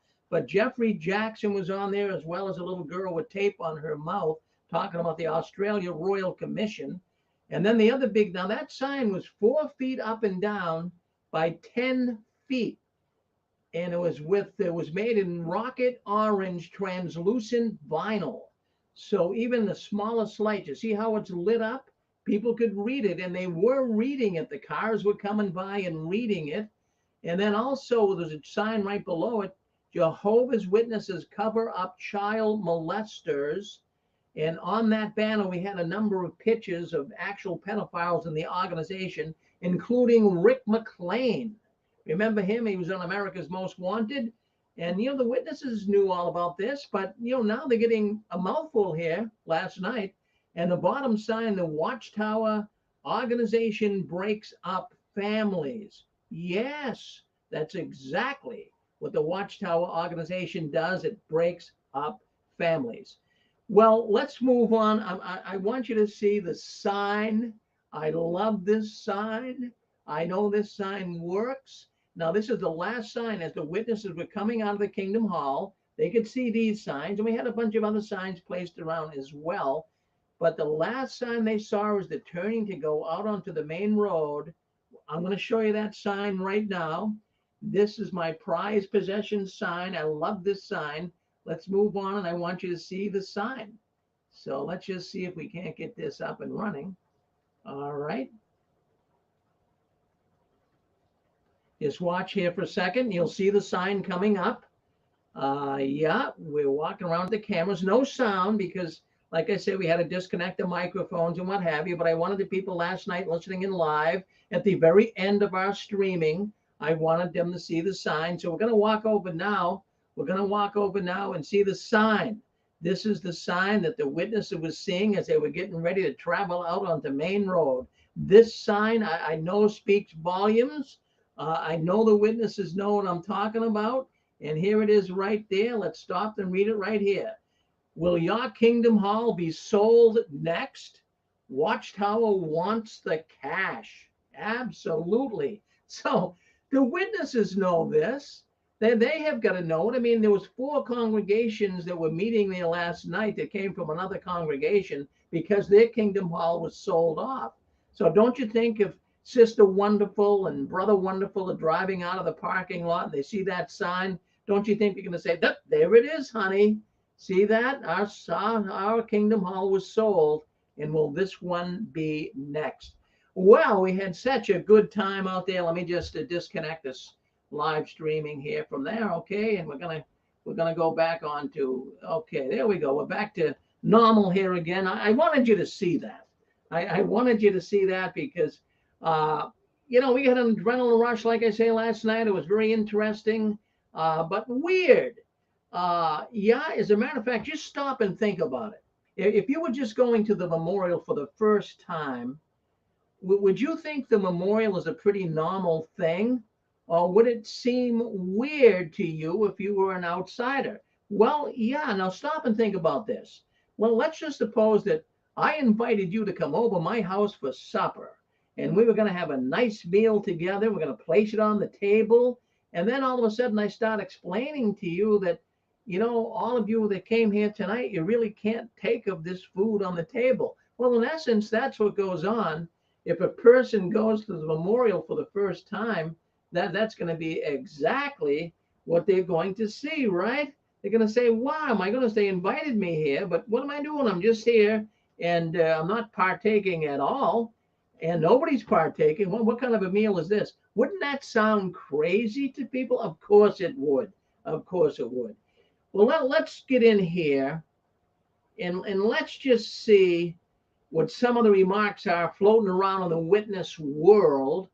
Of course, there were a lot of PMOs there last night, people who were physically in, mentally out. Many of them went to the memorial last night. But they are saying, well, what I'm reading online is a lot of the attendees were saying that these talks aren't like the talks at the memorial that people heard when they were growing up. There didn't seem to be any fire in the talk. I mean, not that witness talks have much fire anyways, but they're referring to the talk last night as a bland memorial talk. Yes, they are. They don't talk too much about Jesus anymore. Of course, they never did anyways, but forget that now. They don't talk much about Jesus at all. They don't really focus on the actual importance on why he died. They don't cover that at all. I mean, we know why he died, right? But they don't really get into that. It's like they were really last night, at least they were focusing almost entirely on the emblems, their importance. Yeah, it's unadulterated wine and the bread is unleavened. And, they go into that, the recipe for it, how it's made, and then they go into who partakes, but very little time spent on Jesus. If a new person was actually attending the memorial, they'd be confused. They really, really would. I mean, you're invited to a talk to hear all about Jesus, supposed to be the most important night. I mean, this is Holy Week, right? Beginning last Sunday with Palm Sunday. And then, of course, they had the Passover.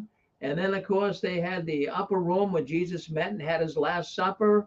And then, of course, Jesus died on Friday, which would have been a couple of days ago. He's going to be resurrected tomorrow. This is the most holy week in the whole Christian calendar. So people who would really even be going to the memorial, they would have expected, if they weren't witnesses, to at least hear a little more about Jesus. But all they did is really, they were talking about themselves. In fact, these days, the witness organization talks more about themselves, more about the governing body, how wonderful they are, and they don't even talk about Jesus, even at the memorial last night. This is information coming into me here at the Six Screens.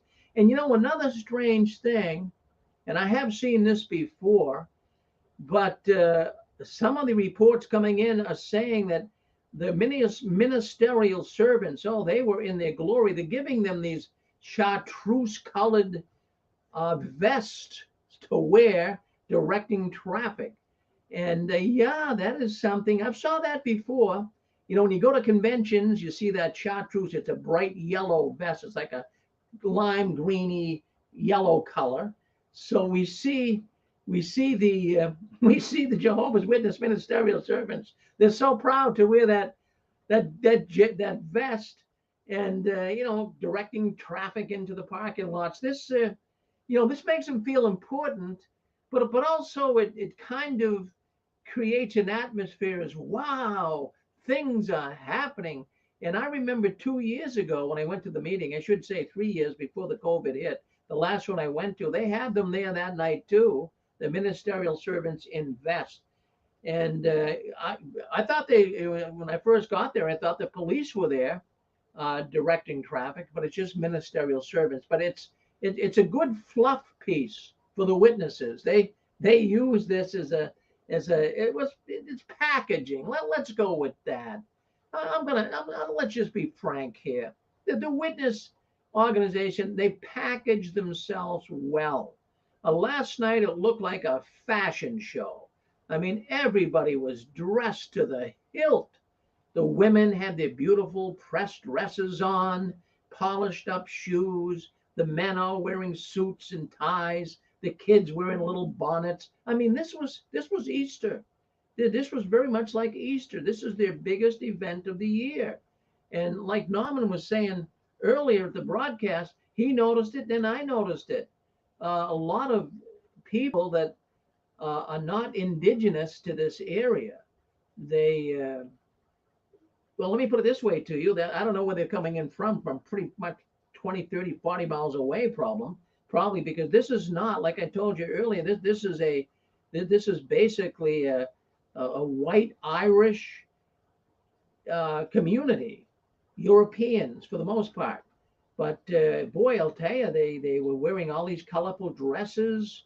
A lot of people coming in from Norman thought from Asia, perhaps Asians, and especially even Indian people. And I'm not picking on anybody here, but I'm just saying that it was kind of a surprise to see that. So, anyways, I wanted to share that with you. So, this is something that I'm finding very fascinating, that people are seeing things they never saw at the memorial. Now, also, we have to mention that there are a number of Kingdom Halls that were packed.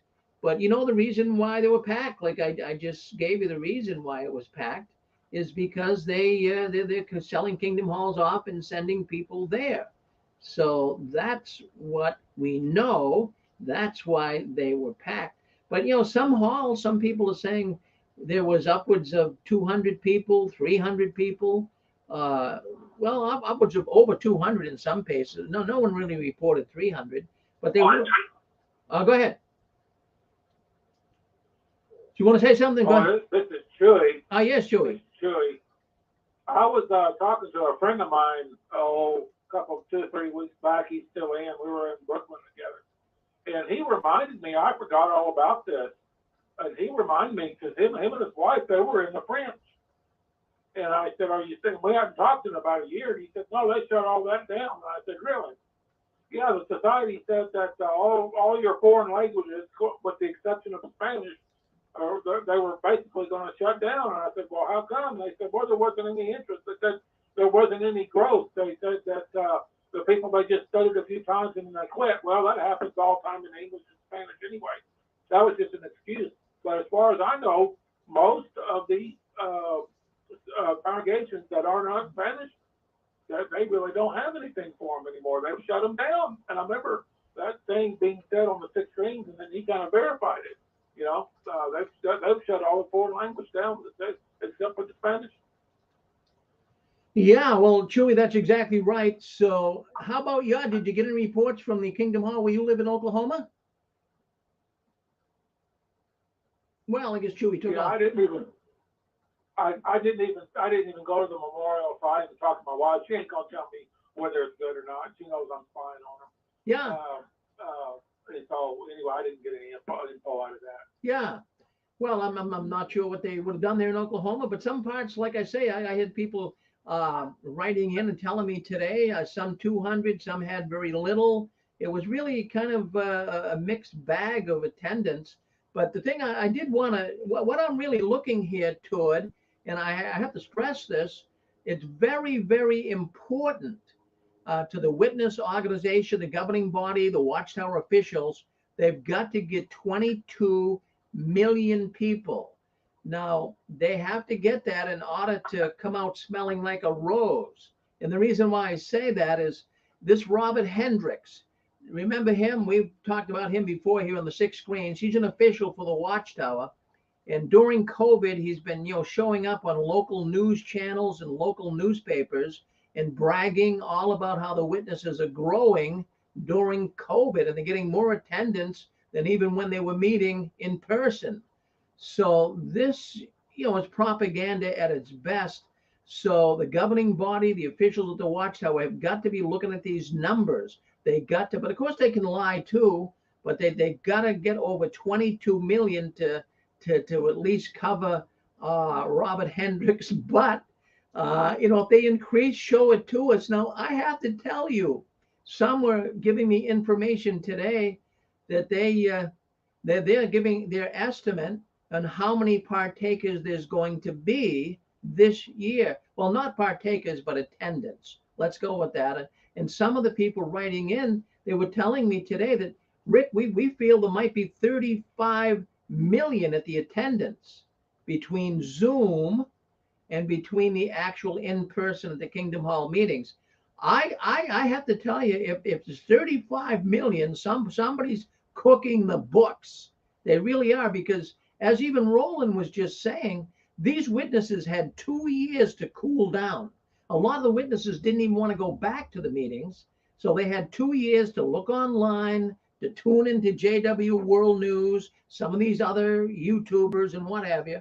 So many of them learned all about the fallacies and the false teachings in the Watchtower.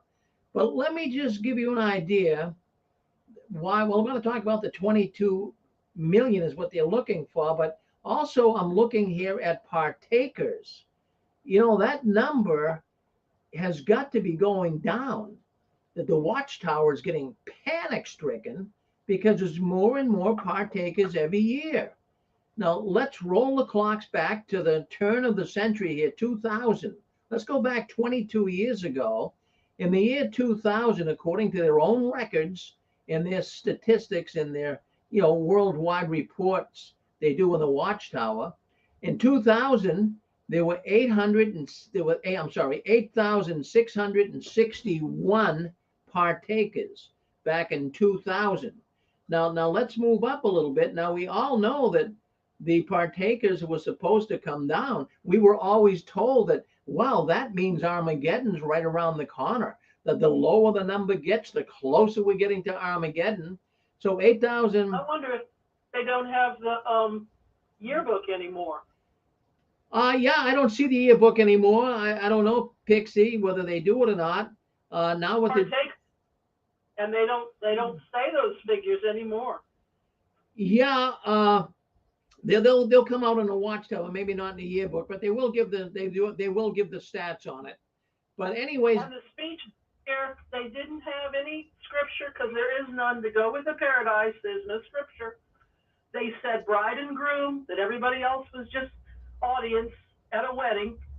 And they said the memorial will stop when the tribulation starts and all the governing body they didn't say rapture, but you know what I mean. Yeah. Well, no, that's what they're teaching now. That's kind of like new teaching. But let's move up now. We had 8,661 in 2000 partakers. Let's move up to 2012, 12,604 partakers going up. Watchtower's getting nervous. These partakers are supposed to be going down. 2017, 18,564. 2020, this is why now I'm telling you, this is why they got to get 22 million this year, because in 2020 they had 21,000. I'm sorry, folks, I'm saying thousand, but I'm meaning millions. I'm meaning millions of people who attended. So in 2020, the memorial attendance was 21,182,000 versus in 2000, 8 million something. Remember, so the numbers obviously almost tripled. They almost tripled. And now the Watchtower's in a pickle. So even last night, what many were telling me today is that the memorial last night, the Watchtower was really discouraging people to take the emblems. They were really saying that you had to carefully scrutinize yourself. Maybe you're not worthy. This is not normal. This is not normal. You should not be discouraged to partake. This is something that Christians do. They do, and that's a necessary thing for them in order to enter into the kingdom of God. And that's what really gets me. I'm not going to get into theological teachings tonight, but I just want you to remember one scripture.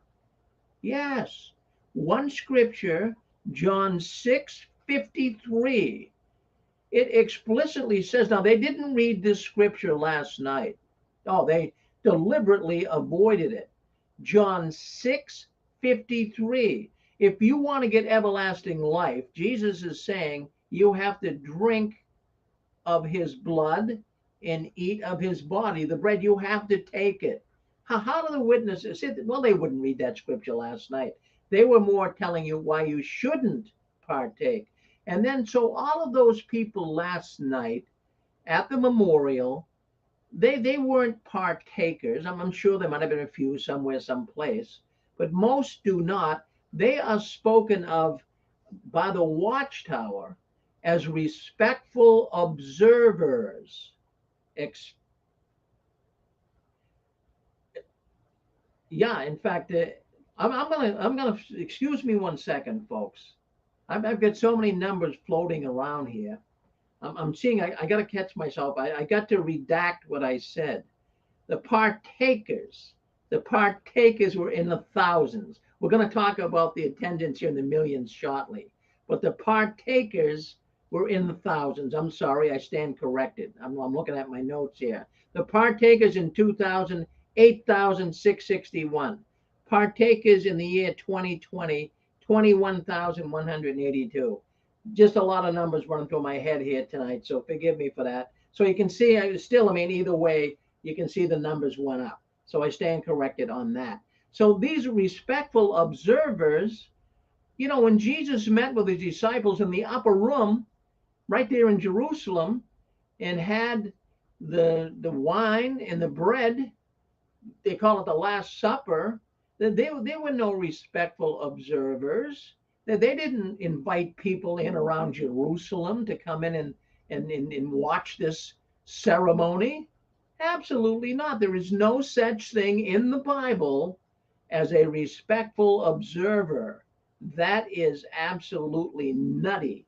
And how they pull the wool over the people at the memorial, I have no idea, but they do it. Okay, I want to move up. Hey, Rick? Yes. All right, it's Joey again. Yes, I Joey. was watching a YouTube video and something I never even thought of. It's like, why didn't this light turn on 30 years ago for me? There's a guy on there, he's from Watchtower Farm. It's JW Updates or something like that. It's JW Bethelite or something like that. Anyway, and he got on there and he said, how many of the anointed at the meal, at the Passover, he said, when Jesus did that, what you were talking about, he said, how many of those were anointed? He said, now think about it.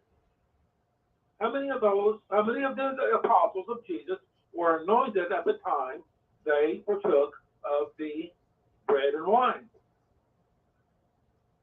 0. Yeah. They didn't become anointed until the Pentecost, till the Holy Spirit was poured out in 33 CE.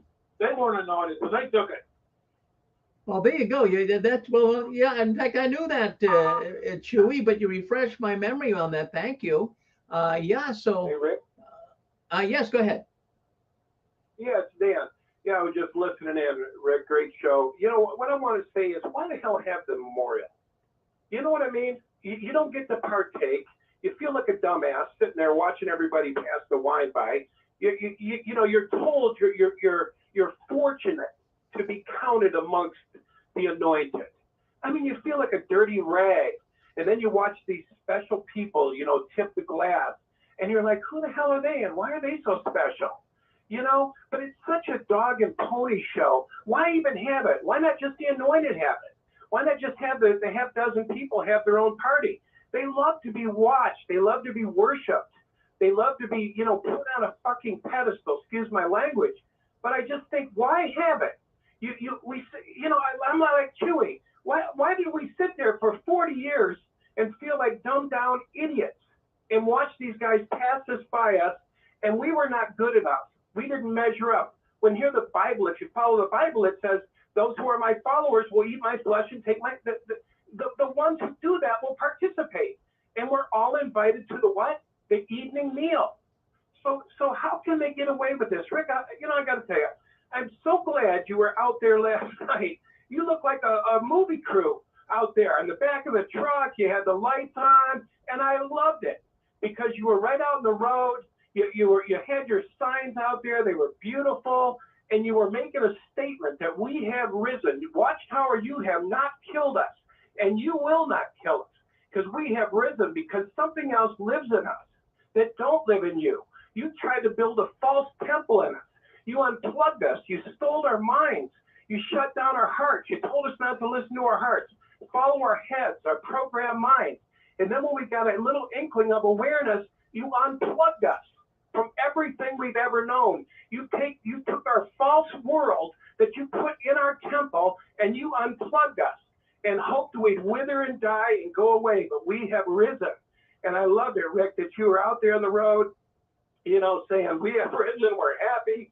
You know, we're celebrating, and you know, and we're on top of you guys, and you're not getting away with it anymore because such hypnosis, Rick. Everyone that I watch go in there now, I think, man, they're under hypnosis.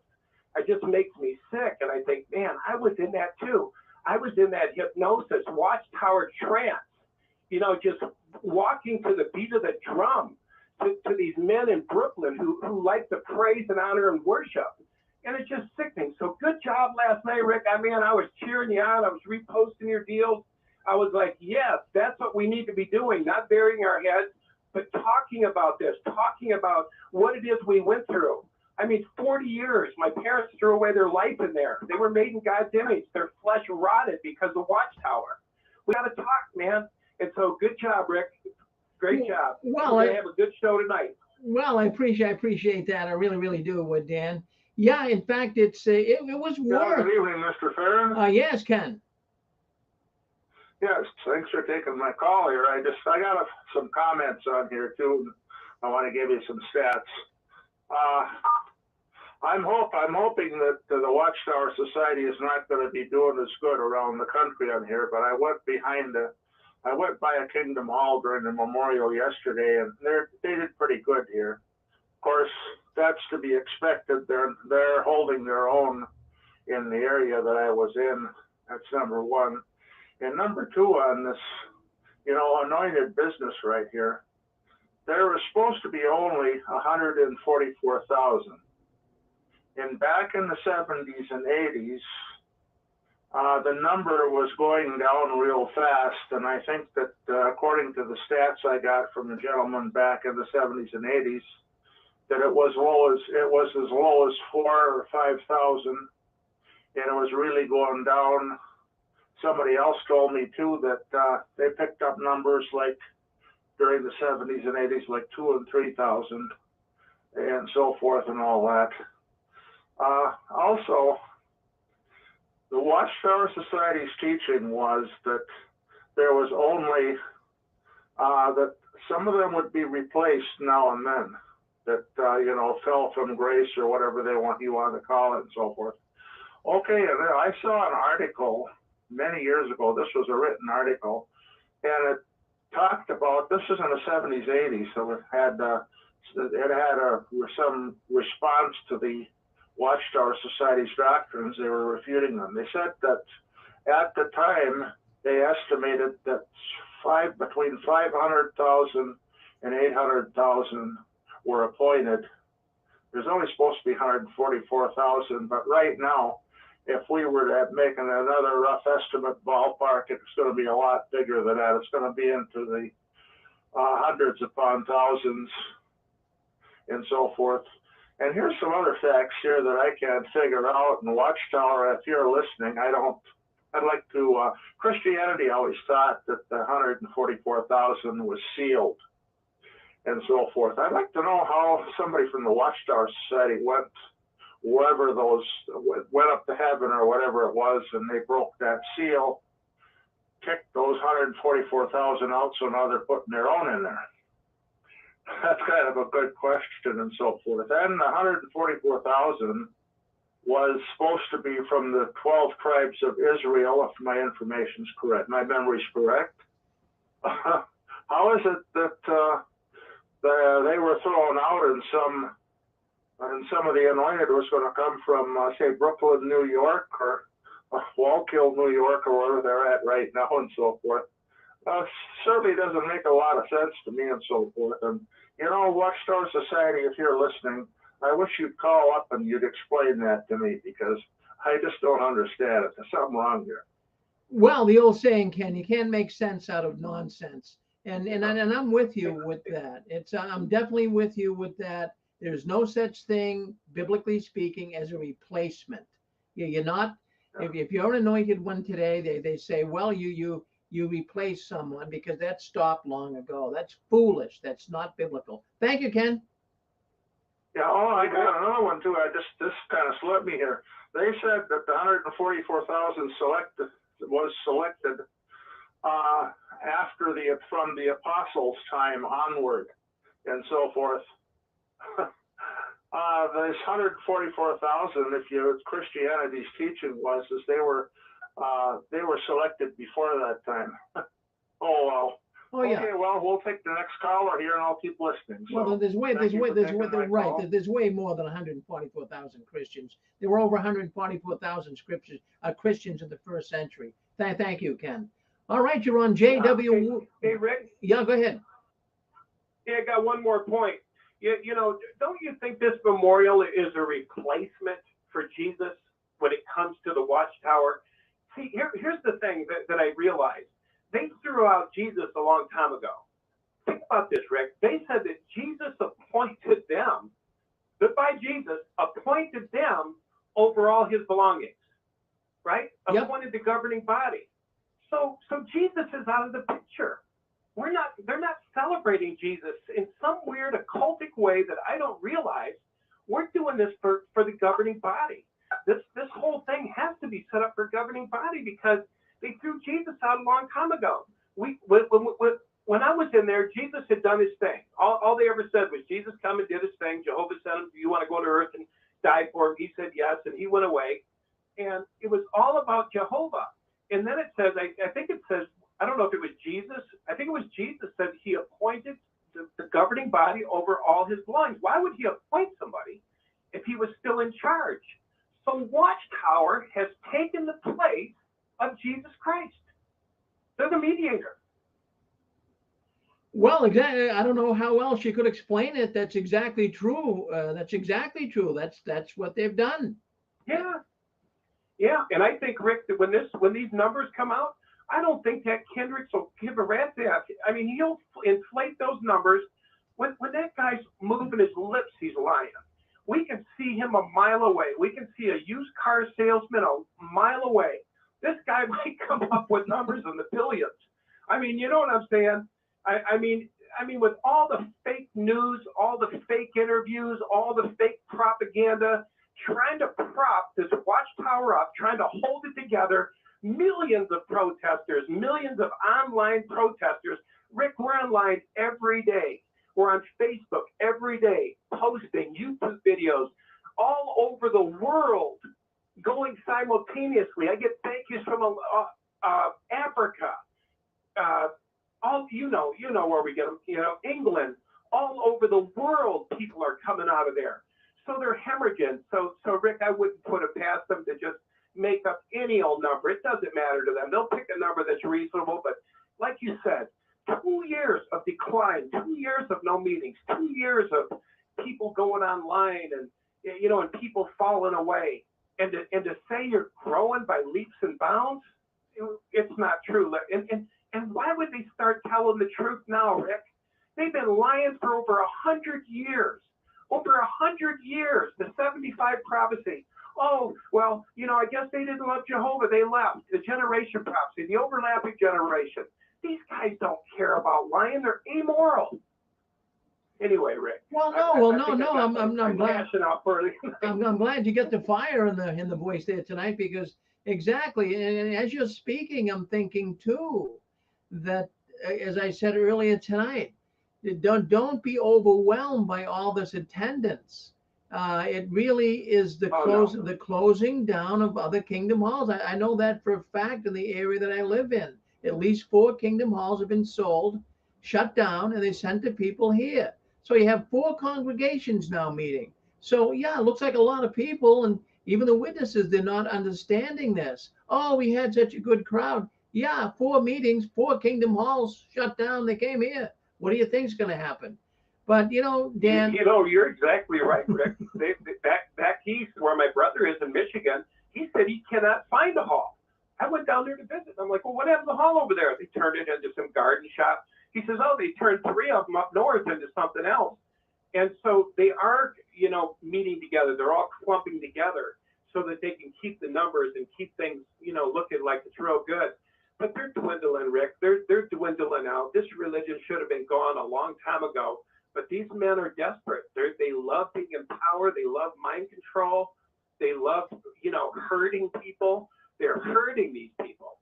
Now they're asking for their money and property and anything else they can get their thieving hands on.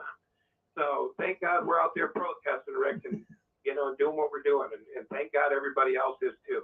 Well, thank you, Dan. That's very nice. And then that's what we do. We're all protesting. We're all protesting against the Watchtower. When you call in like Dan just did, people are listening to him. They listen to these programs in the archives. They go back on YouTube and Facebook. They hear this. And I have to say that, yes, the Watchtower is going to make it look so grandiose because this is what you do when you have a cult.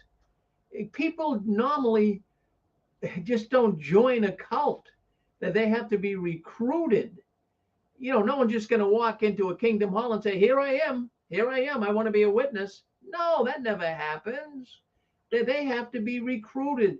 Someone's got to study with them and lie to them and give them all of these grandiose, wonderful thoughts. And before you know it, they become a baptized Jehovah's Witness. They have to be recruited. And I'm going to tell you, if these numbers, that's why I'm looking, they've got to get 22 million, and they're going to cook the books anyways, but I'm just saying it for the sake of keeping statistics on all of this. Now, in 2021, the memorial attendance on Zoom was 21.4 million worldwide. So if this Hendricks is blowing his horn and telling people that they grew during Zoom, they got to show some big numbers for 2022. So we're going to be watching that like a hawk. Now, some people are writing. I told you earlier, I've got people writing me today. One person says that they're feeling there's going to be 35 million. I don't know about that. If it is, I know they cook the books. Yeah. Hey, Rick. Yes. Can I chime in? Of course. Hey, this is Gilbert, JW Crisis. Hey, listen, I have that about your Kingdom Halls being sold, and I have a little theory that I've been thinking for a long time. Because one of the greatest things I've ever learned with my first job, I was like 18. I had to learn how to think like a crook, because I used to work at a rent-to-own store. So we half of our customers were thieves. So that's one of the great things I've learned, is that you have to think like the crook and before he steals from you. But anyways, the point I'm trying to get at is the reason Watchtower, I think, is selling properties is because of a thing called cash flow. You see, if you have 100 Kingdom Halls, let's just do 100 Kingdom Halls. The one that is giving you the least amount of money is the one that you want to get rid of, because it's not bringing in any money in donations. Now, number one. And number two is, I think, is the most important part is, who are they selling it to? Because if I was in the governing body, I would sell those Kingdom Halls to my friends and my family, and then they would turn around and rent it to like Starbucks and Dunkin' Donuts, and they would create cash flow. So I would look at the properties like on a cash flow. How much money am I getting in, tax-free, and how much money would I get if I rent it, if I go ahead and pay the taxes via another corporation? Will I make more money? So I really think a lot of it has to do with the cash flow, and I also think the big story eventually is going to be, who do they sell these properties to? Do they sell the property to Rick Farron, or do they sell it to ABC Incorporated? And that's my kind of like guess as to how Watchtower is liquidating their properties. Well, that's a darn good guess. And in fact, even I have to tell you, Gilbert, you're becoming quite the rock star in the ex-witness world. Did you know that? Oh, yeah. I've been hearing a lot of good things about you, and of course they're writing on YouTube here tonight. You're doing a good job. You're doing a really good job. Yeah, we all are. Yeah. And everybody needs to do the same thing. Whatever it is you do, Jesus said, "Shine your light." So we're not going to tell you what to do. Just do something. And remember, in the movie Grease, if you can't be an athlete, be an athletic supporter. But that's the whole point. Everybody get involved however you want to, but just get involved and shine your light. And that's what it's all about. Well, you're absolutely right. A little from everybody, right, can make all the difference in the world. Gilbert, you're a good man. Don't you ever change. Thank you. Thank you. You too. Bye. All right. Thank you. Well, that's Gilbert. Well, we've been hearing from Gilbert. He's doing a great job out there. He's doing a lot to really expose the witnesses for who they are. I'm sitting here thinking. I'm just sitting here thinking, what a scam. Well, I mean, it would look so. Now look at the memorial last night. I know what the witnesses, another thing they're doing is they're preying on the immigrants. There's a lot of people coming into this country right now, and we know a lot of them are coming in. All you have to do is turn on the news, and there's millions of people crossing the border down there in Mexico, and then they're coming in by the droves. These people are so ripe. When you stop and think about it, the Watchtower has never had a better opportunity to recruit people into a cult than right now. I'm going to tell you something. I'm going to share this with you. I probably should have put a picture up because I took a picture today. I was coming out of the supermarket and I drove by the back end of the supermarket and I seen two beautiful Mercedes-Benz mini buses. You know, they were bigger than a van. They were like a mini bus. These vehicles they're very expensive. And I see all of these immigrants getting out of the Mercedes buses. And I mean, they were immigrants. I could tell the clothing they were wearing. They were coming, I don't know where they're coming in from. I think maybe down on the border. I believe they're shipping people up here to Massachusetts. And I'm not complaining, just explaining. But these people are ripe. Here they are. They're getting out of the bus. You know, it's brand new to them. They don't know Massachusetts from anywhere else. So they're getting out of the bus. And, you know, all they have to do now is have a witness love bomb them. Oh, America is so beautiful. Only in America. And they're going to get love bombed. And they're going to be recruited into the cult. And I think that's what we saw last night. That's what we saw last night. A lot of these people going to that Kingdom Hall last night were immigrants. And that's okay. I'm not picking on the immigrants here. Please understand what I'm saying. I'm saying that. I just had an epiphany, Rick. Yes. If they have a Hindi-speaking group or a group that's from Southeast Asia that speaks an Asian language, and they close that down and they mainstream those people with English classes, if they put them in the English-speaking Kingdom Hall, it's like an English class. Well, that's an old trick the Watchtower's been using for years, Pixie. Well, I know, but it used to be that the government would sponsor, like from 1880 on, a German immigrant would go in New York City to an English class. If they do it this way, it's like free English. And also they would get kudos from the government, right? Maybe. I don't know, but maybe. Well, they got their hand out everywhere. I know a few years back, well, we have a man here on the network. His name is Jay Hess, and he learned while he was one of Jehovah's Witnesses, he learned how to do like sign language for deaf people. And he learned that when a witness, they taught him. He went to school somewhere, someplace, and they taught him how to speak to deaf people and witness to them. And so he was witnessing to deaf people. And from what I understand, the Watchtower was actually making money for doing that. They were getting grants or some type of funds from the government because they were working with handicapped people. So they got their hands out. They got their hands out, and they can smell money here too. But what you just said, I've heard this before, Pixie, and that's a good possibility that, you know, these people are going to flock to the witnesses. They're going to learn English. They're going to be love bombed, and they're not even going to know they're in a cult. So we'll have to see what happens. We'll have to see what happens. But I want to share that story with you. There's so many immigrant people that are coming in. In fact, it would be good if they were coming in the right way. I think it would be good if they could. Well, I talked to a business owner the other day that had a little business here for a couple of towns over. And he came in from Guyana, Central America. And he said he came in the right way. He came in the right way. He said it cost him thousands of dollars just to become a United States citizen. It took him 15 years and thousands of dollars. And he's so upset with what he sees happening now. So the witnesses, I'm going to tell you, they're going to take advantage of this because there's millions are coming in. So that might be their last frontier.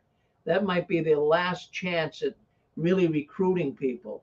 So I just thought I'd bring that up tonight. But anyways, you're on JW World News. Now we have Dan and Angela Clark. They're coming up next. They got the program Heart to Heart. They do it every 2 weeks. They're coming up next. They're in the batting box. So we're going to be hearing from them. They got a guest on tonight. Boy, they've had some pretty provocateur guests coming on and telling some horrifying stories too. So if you like hearing stories of what people went through when they were in the Watchtower, that's a program you want to watch. Heart to Heart coming up next, right here on the Six Screens Telenetwork. Now we do this every Saturday night, and we have right now approximately 17 different programs running on our Six Screens Telenetwork. And people say, well, what is that? Well, these are programs that are hosted by, for the most part, former Jehovah's Witnesses. And yeah, this is a place where you can come in real time. You can speak up and talk to people about your concerns of the Watchtower, and you can be helped here. Many view this as a very large therapy session. You know, YouTube is great when people put YouTube up, but there's nothing like live streaming where people can talk in real time. It's a real help for people. Someone want to say something? You're on with us. Go ahead. All right, I guess not. But anyways, I just wanted to say, now look at here's what goes on. Can I butt in? Can I butt in for a sec, Rick? Oh yes, go ahead. Now I just wanted to add to what you were saying about the Watchtower getting grants for foreign language people. That was happening in Canada with the First Nations people. They were getting grants from the Canadians. They were producing leaflets and pamphlets and books in some of the First Nation languages. And because very few of some of these languages, they have such a small number of people speaking them, they don't really have any books in their language. So they were getting so much praise from the government over the publishing books in First Nations, and they were giving the people, you know, Bible studies and so on, using these leaflets that they published or books they published in their languages. And they were so happy, you know, to have a book to read in their native language. But of course, it was only there, it was only used, A, to get converts, and also B, because they were getting grants for it. Well, there you go. There you go. You know, I always enjoy you. You got a really nice English accent there, sister. And I always enjoy you calling in. And, you know, I hope that, you know, it's not costing you a lot of money. You know, we have an app. You can get the app. It won't cost you anything. I don't know if you're paying now to call in, but it can be expensive, you know? Yeah, that's why I call and then I go away and then I come back again. Well, I'll tell you what to do. Now, I talked to you. You have my email. You have my email. I'm going to send you the flock book, jwworldnews@gmail.com. I'm going to send you, along with that flock book, I'm going to send you how to get the app. You get the app and you can call in free. That's what Roland does. He calls in from the UK and it's nice and clear and it's nice. You won't have to spend any money. You know. Yeah. Oh, thank you, Rick. Thank you. Okay, thank you. Cheers. Bye. Bye now. Well, there you go. That's United Kingdom. Hey, always good to get the United Kingdom coming in. But I wanted to say we're going to be going to heart here shortly. But here's what I want to say to everybody. I want you always to just keep standing tall and expose the Watchtower. Tell everybody. Tell the cashier at McDonald's that the Watchtower Jehovah's Witnesses are a cult. There was a woman in front of me not too long ago. She was a witness in the supermarket. And I got behind her. And she wouldn't talk to me. I said, hi, Barbara. Hi, Barbara. I knew her as a witness. And she was right in front of me at the cashier when I was going through the supermarket. And she wouldn't talk to me. And hi, Barbara, you want to say hi to me? And I was kind of making a big deal out of it. I wasn't trying to embarrass anybody. But she wouldn't talk to me and she's snubbing me. So then anyway, she got in her, you know, she left with her bag and ran out to the car and wanted to get out of my sight. But anyways, the cashier said to me, what's her problem? She won't talk to you? Why won't she talk to you? I said, she's a Jehovah's Witness. And that's what you do. If you have to leave the Watchtower, people won't talk to you. So the young girl, she got a little witness there from me. And she kind of made a funny face that, gee, she didn't know that. A lot of people don't know how dangerous the Watchtower organization is. Hey, look, and if you like our YouTube video, and you're on Facebook as well, why don't you like it? Put a little like there. If you're on YouTube, why don't you subscribe to the channel? It does a good thing here, because what it does is the more people subscribe, the more people we're going to reach, the more people we're going to help. So why don't you do that? Subscribe to the channel here, and that would be good. And share it. Let other people know what's going on. You see a good post on Facebook, or you see us putting a video up there, share it. Let it get out there. Let people see what's going on behind the curtains of the Watchtower. I think that's about it. I don't know if I have too much more to say. There is no Six Screens Sunday tomorrow, but we'll be back in 2 weeks. A lot of people leaving the Watchtower, and I want to know, I'm very happy about it. They want to still believe in God. They want to connect with the truth from the Bible. So we discuss these things every other Sunday. We don't talk about theological issues on Saturday night, but on Sundays, every other Sunday, not tomorrow, a week from tomorrow, we'll be talking about theological issues. We have a man that comes in. We have some great people coming in on Sunday. They have programs. One man, his name is Jay Hess, and he actually at one time was associated with the Watchtower writing department. And man, if you have a Bible question, oh my goodness, this is the man that could answer it for you. He's very, very smart. He's a mathematician. He has a high IQ. You got to listen to Jay. That's all I can say. And he comes on at 4 o'clock every other Sunday right here on the Six Screens Telenetwork. All right, we're going to be going to heart. I'm going to ask if someone would like to come in.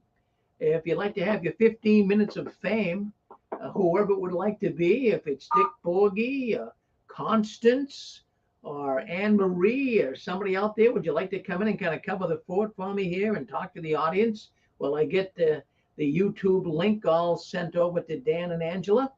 Is there anybody out there that would like to come in and speak up and talk? Just for. I'll help you. All right, Pixie. I'm here to help. Well, I'll tell you, Pixie. Why don't you? That's fine. Why don't you talk to the audience here for about, say, 10 minutes or so? I want to mention how reassuring it was when Dan mentioned Pentecost, and that the people at Pentecost were not anointed yet. And I remember my dear old dad mentioning that to me every memorial.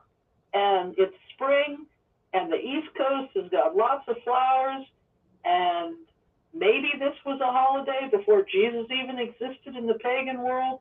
Whatever it is, it's a time of renew and reborn and spring and planting for the coming year. And to me, it's also Jesus as the Redeemer. But for